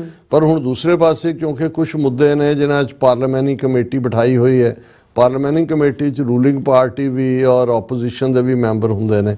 ਇਸੇ ਤਰ੍ਹਾਂ ਫੋਰਨ ਅਫੇਅਰਸ ਨਾਲ ਸੰਬੰਧਿਤ ਜਿਹੜੀ ਪਾਰਲੀਮੈਂਟਰੀ ਕਮੇਟੀ ਹੈ ਉਹਦੇ ਸਾਹਮਣੇ ਕੱਲ ਫੋਰਨ ਸੈਕਟਰੀ ਵਿਕਰਮ ਮਿਸਰੀ, ਕਿਉਂਕਿ ਇਹ ਫੋਰਨ ਸੈਕਟਰੀ ਇਸ ਤੋਂ ਪਹਿਲਾਂ ਇਸ ਗੱਲ ਦਾ ਧਿਆਨ ਰਿਹਾ ਕਿ ਬਹੁਤ ਸੀਨੀਅਰ ਪੋਸਟ ਹੁੰਦੀ ਹੈ। ਹੁਣ ਜਿਹੜਾ ਪਿਛਲਾ ਫੋਰਨ ਸੈਕਟਰੀ ਸੀ ਇੰਡੀਆ ਦਾ ਜਿਹੜਾ ਮੀਡੀਆ ਨੂੰ ਬਰੀਫ ਕਰਦਾ ਸੀ ਕੁਆਤੜਾ, ਉਹ ਹੁਣ ਅਮਰੀਕਾ ਦੇ ਵਿੱਚ ਉਹਨੂੰ ਐਂਬੈਸਡਰ ਲਾਇਆ ਹੋਇਆ। ਤੇ ਵਿਕਰਮ ਮਿਸਰੀ ਨੇ ਜਿਹੜੀ ਜੁਆਇੰਟ ਪਾਰਲੀਮੈਂਟਰੀ ਕਮੇਟੀ ਸੀ ਉਹਨਾਂ ਸਾਹਮਣੇ ਉਹਨੇ ਕੱਲ ਜਦੋਂ ਟੈਸਟੀਫਾਈ ਕੀਤਾ, ਉਹਨੇ ਸਟੈਂਡਿੰਗ ਕਮੇਟੀ ਦੇ ਸਾਹਮਣੇ, ਪਾਰਲੀਮੈਂਟਰੀ ਸਟੈਂਡਿੰਗ ਕਮੇਟੀ ਉਹਨੂੰ ਕਹਿੰਦੇ ਨੇ, ਉਹਨਾਂ ਨੇ ਜਿਹੜਾ ਇਸ ਦੇ ਵਿੱਚ ਬਰੀਫਿੰਗ ਕਰਦੇ ਆ ਇਹ ਗੱਲ ਕਹੀ। ਹਾਲਾਂਕਿ ਚਾਈਨਾ ਬਾਰੇ ਵੀ ਉਹਨੇ ਕਿਹਾ ਪਰ ਜਿਹੜਾ ਕੈਨੇਡਾ ਬਾਰੇ ਉਹਨੇ ਕਿਹਾ on frosty relations with Canada, frosty ਹੁੰਦਾ ਵੀ ਜੰਮੇ ਹੋਏ ਕੋਰਾ ਪਿਆ ਜਿਵੇਂ ਸੰਬੰਧਾਂ, the foreign secretary blamed the Canadian government's unfriendly policies for the souring of relations with India। ਹੁਣ ਖੁਦ ਤੁਸੀਂ ਟ੍ਰਾਂਸਨੈਸ਼ਨਲ ਰਿਪਰੈਸ਼ਨ ਕਰ ਰਹੇ ਹੋ, ਉੱਥੇ ਜਾ ਕੇ ਇੰਟਰਫੀਅਰ ਕਰ ਰਹੇ ਹੋ, ਗੈਂਗਸਟਰਸ ਨੂੰ ਖੜਾ ਕਰ ਰਹੇ ਹੋ, ਇਨਫੋਰਮੇਸ਼ਨ ਕੋਇਟਸ ਕਰਕੇ ਗੈਂਗਸਟਰਸ ਨੂੰ ਦੇ ਰਹੇ ਹੋ, ਪਰ ਬਲੇਮ ਕਰ ਰਹੇ ਨੇ ਕੈਨੇਡਾ ਨੂੰ ਕਿ ਜੀ ਉਹਨਾਂ ਨੇ ਜਿਹੜਾ ਹੈ ਉਹਦੇ ਲਈ ਕੈਨੇਡਾ ਜ਼ਿੰਮੇਵਾਰ ਹੈ ਉਹਦੀਆਂ ਅਨਫ੍ਰੈਂਡਲੀ ਪਾਲਿਸੀਜ਼। ਫਿਰ referring to Canada's allegation of Indian involvement in the murder of Khalistani activist Hardeep Singh Nijjar, Mr. Misri said the Canadian government had not been able to produce any evidence to back its charge। ਉਹ ਭਾਈ safety committee ਸਾਹਮਣੇ RCMP ਔਰ ਦੂਸਰਿਆਂ ਦੀ ਟੈਸਟੀਫਾਈ, ਉਹ ਤਾਂ ਜਦੋਂ trial 'ਚ ਜਾਏਗਾ ਸਬੂਤ ਉਹ ਤੁਹਾਨੂੰ ਕਿਉਂ ਦੇਣ? ਸਬੂਤ ਤਾਂ ਤੁਸੀਂ ਤਾਂ ਕਰਨ ਵਾਲੇ ਹੋ, ਤੁਹਾਨੂੰ ਸਬੂਤ ਦੇ ਕੇ ਹੀ ਤੁਹਾਡੇ 6 ਡਿਪਲੋਮੈਟ ਉੱਥੋਂ ਕੱਢੇ ਨੇ। ਪਰ ਇਸ ਤੋਂ ਇਹ ਲੱਗਦਾ ਵੀ ਕੈਨੇਡਾ ਪ੍ਰਤੀ ਇਹਨਾਂ ਦੀ ਇਹੀ ਲਾਈਨ ਹੈ और फिर the committee members were informed that Khalistani elements were active in a few other countries as well, but the local governments did not provide the kind of protection that Canada does. That is why the Khalistani groups have found a safe space to carry out anti-India campaigns from Canadian soil. उन्होंने कहा जी है तो खालिस्तानी होर भी मुल्कां 'ਚ पर होर कोई हुकूमत उन्होंने वो सहूलतां नहीं दिंदी जो कनेडा ने दित्तियां होईयां इसे ਲਈ ਜਿਹੜੇ ਖਾਲਿਸਤਾਨੀ ਕੈਨੇਡਾ 'ਚ ਨੇ। ਹੁਣ ਇਹ ਕੋਰਾ ਝੂਠ ਬੰਦਾ ਇਹ ਸਮਝ ਸਕਦਾ ਹੈ ਕਿ 5 ਆਈਜ਼ ਕੰਟਰੀਜ਼ ਦੇ 5 ਮੁਲਕ America, Canada, UK, Australia, New Zealand ਉਹਨਾਂ ਦੇ ਵਿੱਚ ਖਾਲਿਸਤਾਨ ਰੈਫਰੈਂਡਮ ਹੋਏ ਨੇ।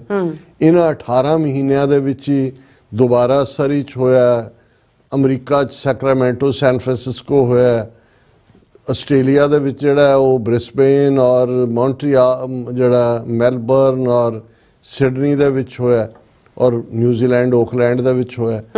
ਹੁਣ ਜੇ ਇਹ ਹਕੂਮਤਾਂ ਆਪਣੇ ਚਾਰਟਰਸ ਦੇ ਵਿੱਚ ਆਪਣੇ ਕਨਸਟੀਟਿਊਸ਼ਨ 'ਚ ਬਿਲੀਵ ਕਰਦੀਆਂ ਨੇ ਕਿ ਜਿੱਥੇ ਫਰੀडम ਆਫ ਐਕਸਪ੍ਰੈਸ਼ਨ ਪੀਸਫੁਲ ਢੰਗ ਨਾਲ ਆਪਣੀ ਆਜ਼ਾਦੀ ਦੀ ਗੱਲ ਹੋ ਸਕਦੀ ਹੈ ਤਾਂ ਹੀ ਉਹਨਾਂ ਨੇ ਅਲਾਉ ਕੀਤਾ। ਪਰ ਸਿੱਧਾ ਜਿਹੜਾ ਉਹ ਉਸ ਪਾਰਲੀਮਾਨੀ ਸਟੈਂਡਿੰਗ ਕਮੇਟੀ ਦੇ ਵਿੱਚ ਇਹ ਵਿਕਰਮ ਮਿਸਰੀ ਝੂਠ ਬੋਲ ਰਿਹਾ ਹੈ ਕਿ ਜੀ ਬਾਕੀ ਮੁਲਕ ਜਿਹੜੇ ਨੇ ਉਹ ਖਾਲਿਸਤਾਨੀਆਂ ਨੂੰ ਨੇੜੇ ਨਹੀਂ ਲੱਗਣ ਦਿੰਦੇ, ਪਰ ਕੈਨੇਡਾ ਨੇ ਜਿਹੜਾ ਉਹਨਾਂ ਨੂੰ ਉਹ ਪ੍ਰੋਵਾਈਡ ਕੀਤਾ ਹੋਇਆ।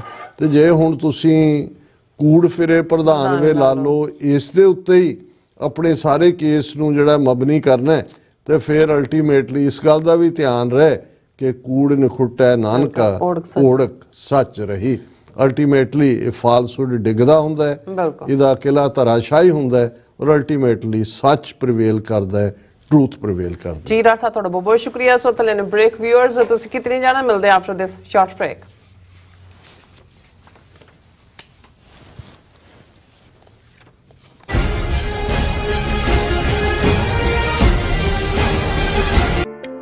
ਸਿਗਨੇਚਰ ਟਰੱਕ ਸਰਵਿਸ ਰਾਊਟ 81 ਉੱਤੇ ਐਗਜ਼ਿਟ 235 ਤੇ ਟਰੱਕਰ ਵੀਰਾਂ ਲਈ 24 ਘੰਟੇ ਰੋਡ ਸਰਵਿਸ ਦੀ ਸੁਵਿਧਾ ਮੌਜੂਦ। Heavy duty repair, oil change, ਪੁਰਾਣੇ ਅਤੇ ਨਵੇਂ tyre, computer diagnostic, DPF cleaning, brake service ਜਾਂ ਰਸਤੇ ਵਿੱਚ ਆਈ ਹਰ ਤਰ੍ਹਾਂ ਦੀ ਰਿਪੇਅਰ ਪ੍ਰੋਫੈਸ਼ਨਲ ਟੀਮ ਵੱਲੋਂ ਕੀਤੀ ਜਾਂਦੀ ਹੈ। ਬ੍ਰੇਕਫਾਸਟ, ਲੰਚ ਅਤੇ ਡਿਨਰ ਲਈ ਪੰਜਾਬੀ ਢਾਬੇ ਦਾ ਆਨੰਦ ਵੀ ਮਾਣੋ। ਡਰਾਈਵਰ ਅਤੇ ਟਰੱਕ ਆਪਰੇਟਰ ਵੀਰ ਡਿਸਪੈਚ ਦੀ ਸਰਵਿਸ ਲਈ ਸਾਡੇ ਨਾਲ ਸੰਪਰਕ ਕਰਨ। Signature truck service 58 triangle drive, Weyers Cave, Virginia 244। ਕੀ ਤੁਹਾਨੂੰ 30, 40 ਜਾਂ 50 ਦਿਨ ਵੇਟ ਕਰਨੀ ਪੈ ਰਹੀ ਹੈ ਤੁਹਾਡੇ ਚੈੱਕ ਲਈ? ਫਿਰ ਬ੍ਰੋਕਰਾਂ ਪਿੱਛੇ ਭੱਜਦੇ ਫਿਰਦੇ ਹੋ ਪੈਸੇ ਲਈ। ਬਹੁਤ ਜ਼ਿਆਦਾ ਟਾਈਮ ਵੇਸਟ ਹੋ ਜਾਂਦਾ ਇੱਦਾਂ ਤਾਂ। ਜੇ ਤੁਸੀਂ ਅੱਜ ਹੀ ਪੈਸੇ ਲੈਣੇ ਤਾਂ ਬਾਬਟੇਲ ਨੂੰ ਕਾਲ ਕਰੋ। ਬਾਬਟੇਲ ਤੁਹਾਡੀਆਂ ਇਨਵੋਇਸਿਸ ਸੇਮ ਡੇ ਫੰਡ ਕਰ ਸਕਦੇ ਹਨ for a small fee. No contract, no reserve and no hidden fees. ਅੱਜ ਹੀ ਕਾਲ ਕਰੋ ਬਾਬਟੇਲ ਨੂੰ ਤੇ ਤੁਹਾਡਾ ਪਹਿਲਾ ਮਹੀਨਾ ਫ੍ਰੀ। 410 204 2084 ਅਗੇਨ 410 204 20।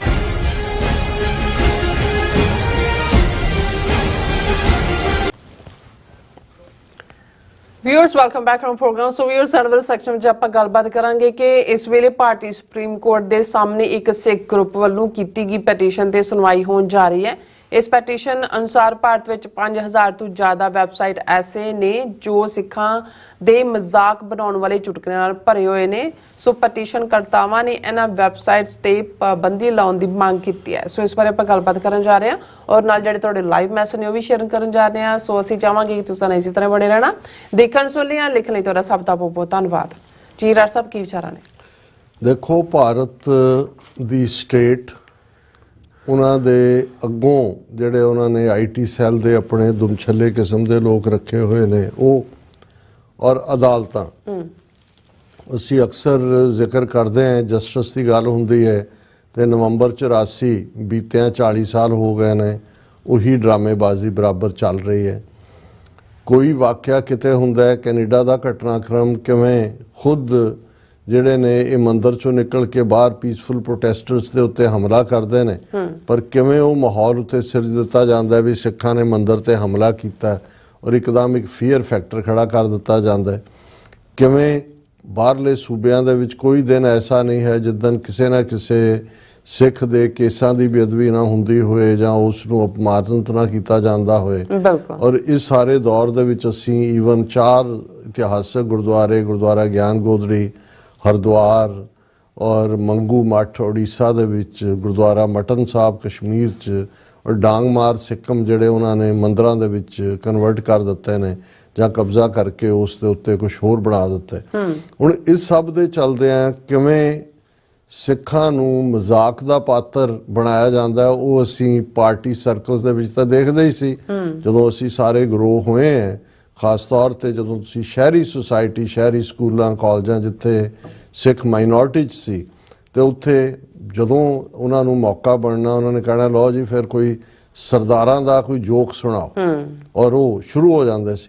ਪਰ ਇਹ ਈਵਨ ਮੇਰੇ ਲਈ ਵੀ ਇੱਕ ਇਹ ਖਬਰ ਵਾਂਗ ਹੀ ਸੀ ਕਿਉਂਕਿ ਇੱਕ ਪੈਟੀਸ਼ਨ ਜਿਹੜੀ 2015 ਦੇ ਵਿੱਚ ਬੀਬੀ ਹਰਵਿੰਦਰ ਕੌਰ ਚੌਧਰੀ ਨੇ ਇੰਡੀਅਨ ਸੁਪਰੀਮ ਕੋਰਟ ਦੇ ਵਿੱਚ ਦਾਇਰ ਕੀਤੀ, ਉਸ ਤੇ ਬੇਸ ਸੁਪਰੀਮ ਕੋਰਟ ਨੇ ਪਿਛਲੇ ਦਿਨਾਂ 'ਚ ਕਿਹਾ ਕਿ ਜੀ ਅਸੀਂ ਆਉਣ ਵਾਲੇ 2-3 ਹਫ਼ਤਿਆਂ ਦੇ ਵਿੱਚ ਇਸ ਪੈਟੀਸ਼ਨ ਨੂੰ ਸੁਣਾਂਗੇ।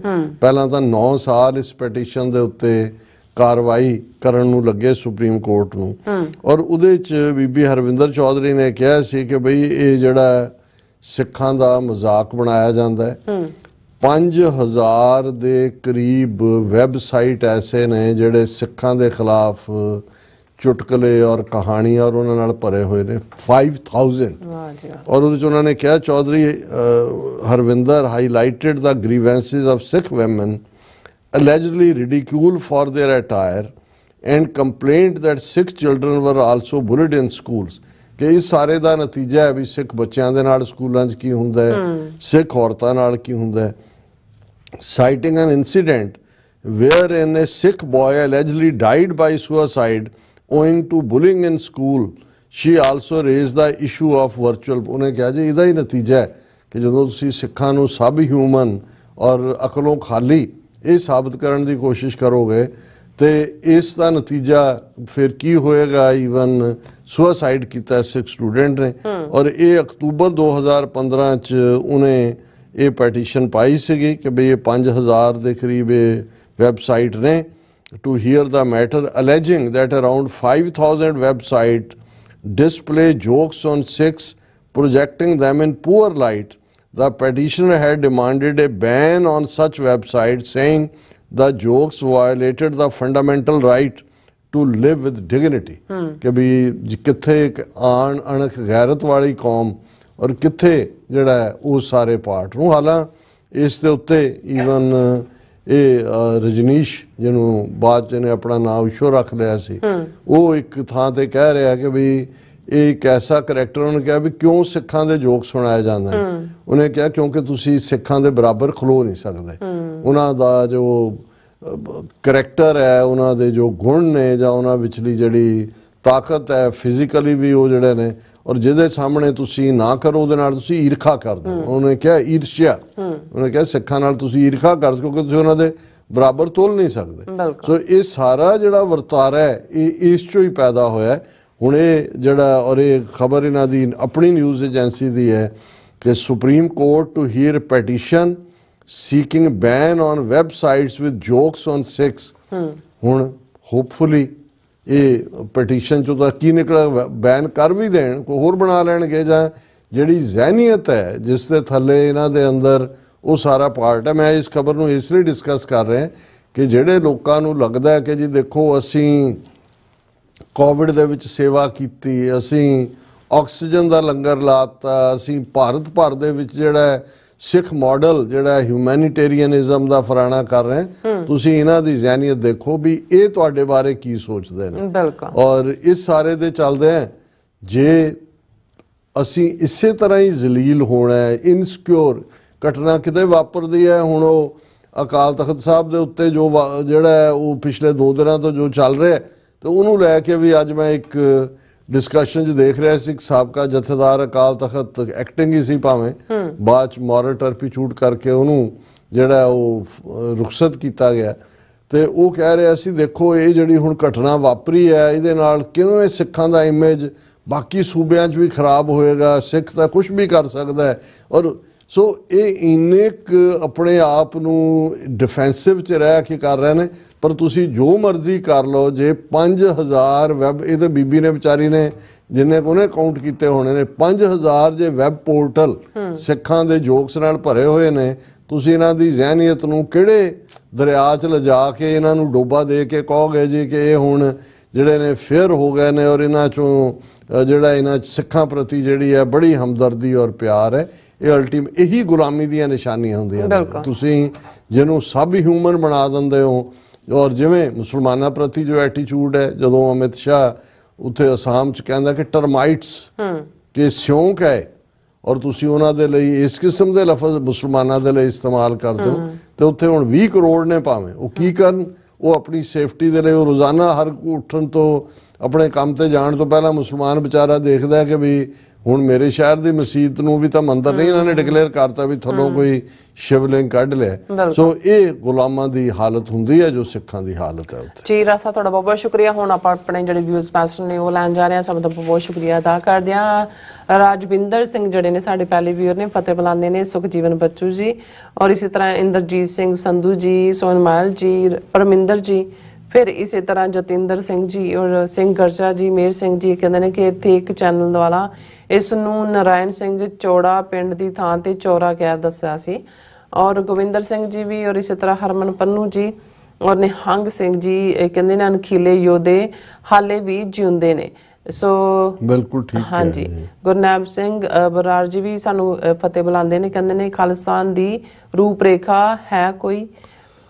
ਬਰਾੜ ਸਾਹਿਬ, ਇਹ ਅੱਜ ਡਿਸਕਸ਼ਨ ਦਾ ਟੌਪਿਕ ਡਿਫਰੈਂਟ ਹੈ। ਪਹਿਲਾਂ ਤਾਂ ਇੱਕ ਮੁਲਕ ਲੈ ਲਈ ਹੈ, ਰੂਪਰੇਖਾ ਤਾਂ ਉਹਦੇ ਸ਼ਹਿਰੀਆਂ ਨੇ ਬਣਾਉਣੀ ਹੁੰਦੀ ਹੈ, ਔਰ ਅਸੀਂ ਆਲਰੇਡੀ 175 ਸਾਲ ਪਹਿਲਾਂ ਇੱਕ ਸਫਲ ਰਾਜ ਰਨ ਕੀਤਾ ਹੋਇਆ। ਧਰਤੀ ਸਾਡੀ ਹੈ, 50,350 ਸਕੁਅਰ ਕਿਲੋਮੀਟਰ ਅੱਜ ਸਾਡਾ ਪੰਜਾਬ ਹੈ। ਨਾਲ ਲੱਗਦੇ ਜਿਹੜੇ ਰਾਜਸਥਾਨ, ਹਿਮਾਚਲ, ਹਰਿਆਣਾ ਦੇ ਜਿਹੜੇ ਇਲਾਕੇ ਨੇ ਉਹਨਾਂ ਨੂੰ ਮਿਲਾ ਕੇ ਇੱਕ ਆਈਡੀਅਲ, ਬਾਕੀ ਖਾਲਿਸਤਾਨ ਦਾ ਐਲਾਨਨਾਮਾ ਉਸ ਦੀ ਰੂਪਰੇਖਾ ਬਿਆਨਦਾ ਹੈ ਉਸ ਆਉਣ ਵਾਲੇ ਸਿਸਟਮ ਦੀ। ਜੀ ਬਲਿਹਾਰ ਸਿੰਘ ਕੰਗ ਜੀ ਫਤਿਹ ਬੁਲਾਉਂਦੇ ਨੇ, ਸਤਨਾਮ ਸਿੰਘ ਜੀ ਵੀ, ਫਿਰ ਇਸ ਤਰ੍ਹਾਂ ਜਸਕੀਰਤ ਸਿੰਘ ਜੀ ਚੜ੍ਹਦੀ ਕਲਾ ਤੇ ਖਾਲਸਾ ਜ਼ਿੰਦਾਬਾਦ ਕਹਿੰਦੇ ਨੇ, ਔਰ ਹਰਮਨ ਪੰਨੂ ਜੀ ਨਿਰਦਰ ਸਿੰਘ ਚੌੜਾ ਜਿੰਦਾਬਾਦ ਕਹਿੰਦੇ ਨੇ ਹਰਨ ਨੂੰ।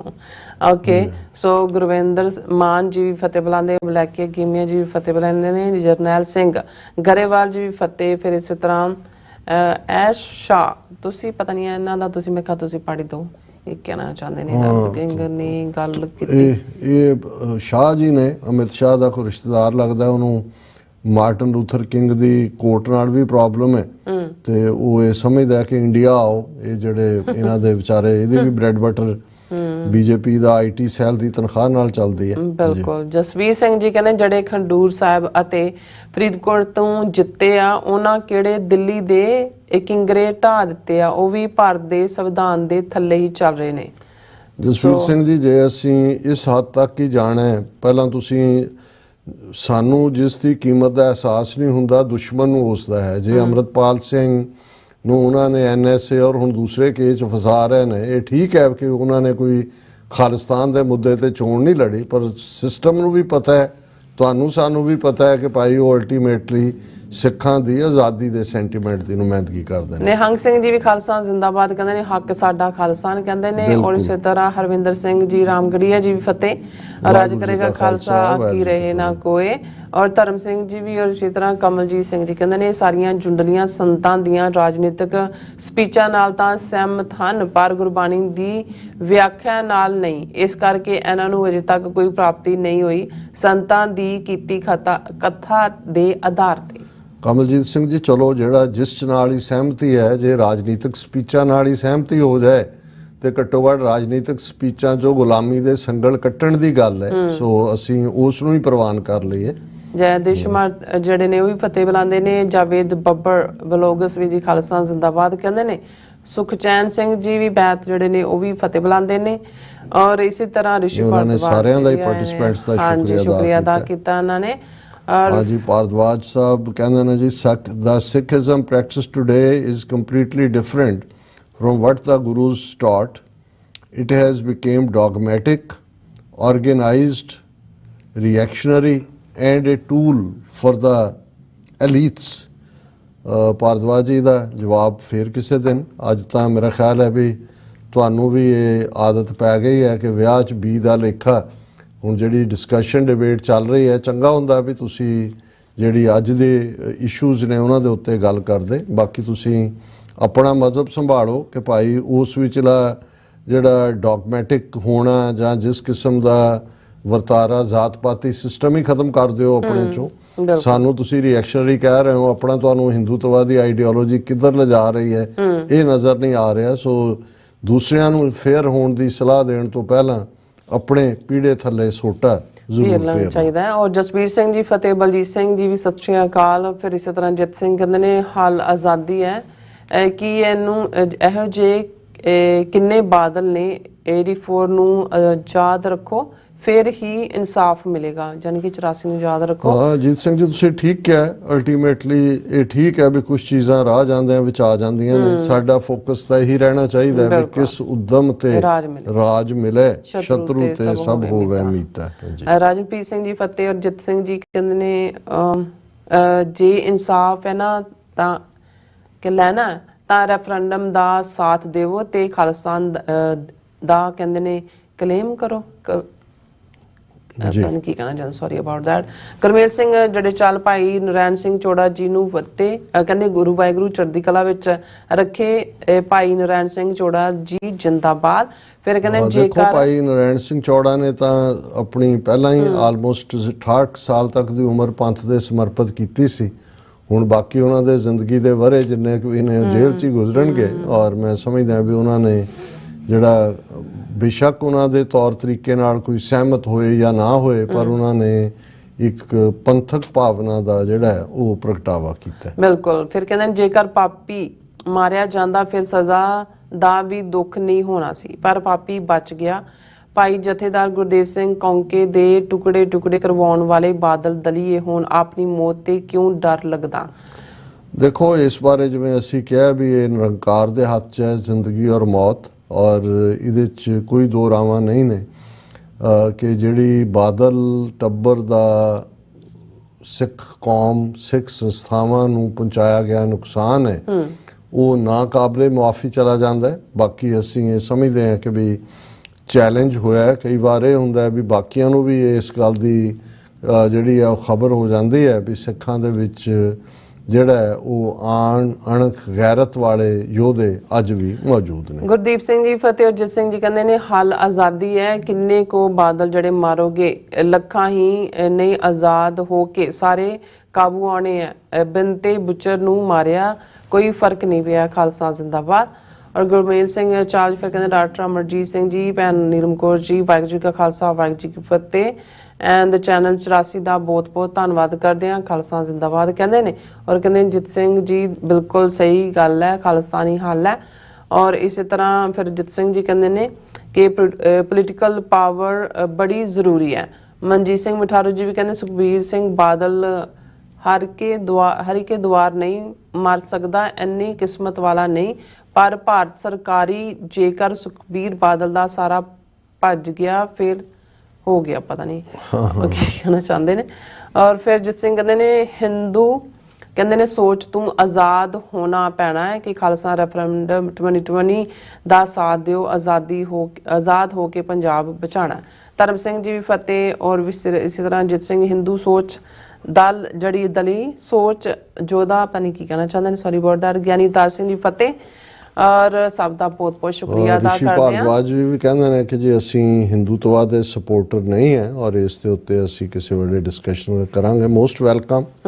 ਔਰ ਅਸੀਂ ਵੀ ਸਮਝਦੇ ਹਾਂ ਵੀ ਹਿੰਦੂਤਵਾ ਆਈਡੀਓਲੋਜੀ ਜਿਹੜਾ ਹੈ ਉਹ ਐਕਸਪਲੋਇਟੇਸ਼ਨ ਹੈ ਆਪਣੇ ਸਿਆਸੀ ਮੰਤਵ ਦੇ ਲਈ, ਹਿੰਦੂਇਜ਼ਮ ਦੀ ਫਿਲਾਸਫੀ ਔਰ ਦੂਸਰੇ ਦਾ ਮਿਸਯੂਜ਼ ਹੈ। ਪਰ ਬਹੁਤ ਸ਼ੁਕਰੀਆ ਕਮੈਂਟ ਕਰਨ ਦੇ ਲਈ।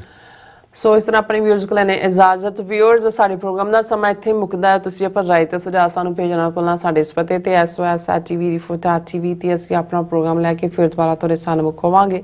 ਤਦ ਤੱਕ ਲਈ ਮੈਨੂੰ ਤੇ ਆਪਣਾ ਸੁਣਾ ਗਿਆ ਦੋ ਦੇਖਤੀ ਰਹੋ। TV ਰਿਫੋ ਬੁਲਾ ਦਿਓ ਫਤਿਹ। ਵਾਹਿਗੁਰੂ ਜੀ ਕਾ ਖਾਲਸਾ ਵਾਹਿਗੁਰੂ ਜੀ ਕੀ ਫਤਿਹ। ਰੱਬ ਰਾਖਾ।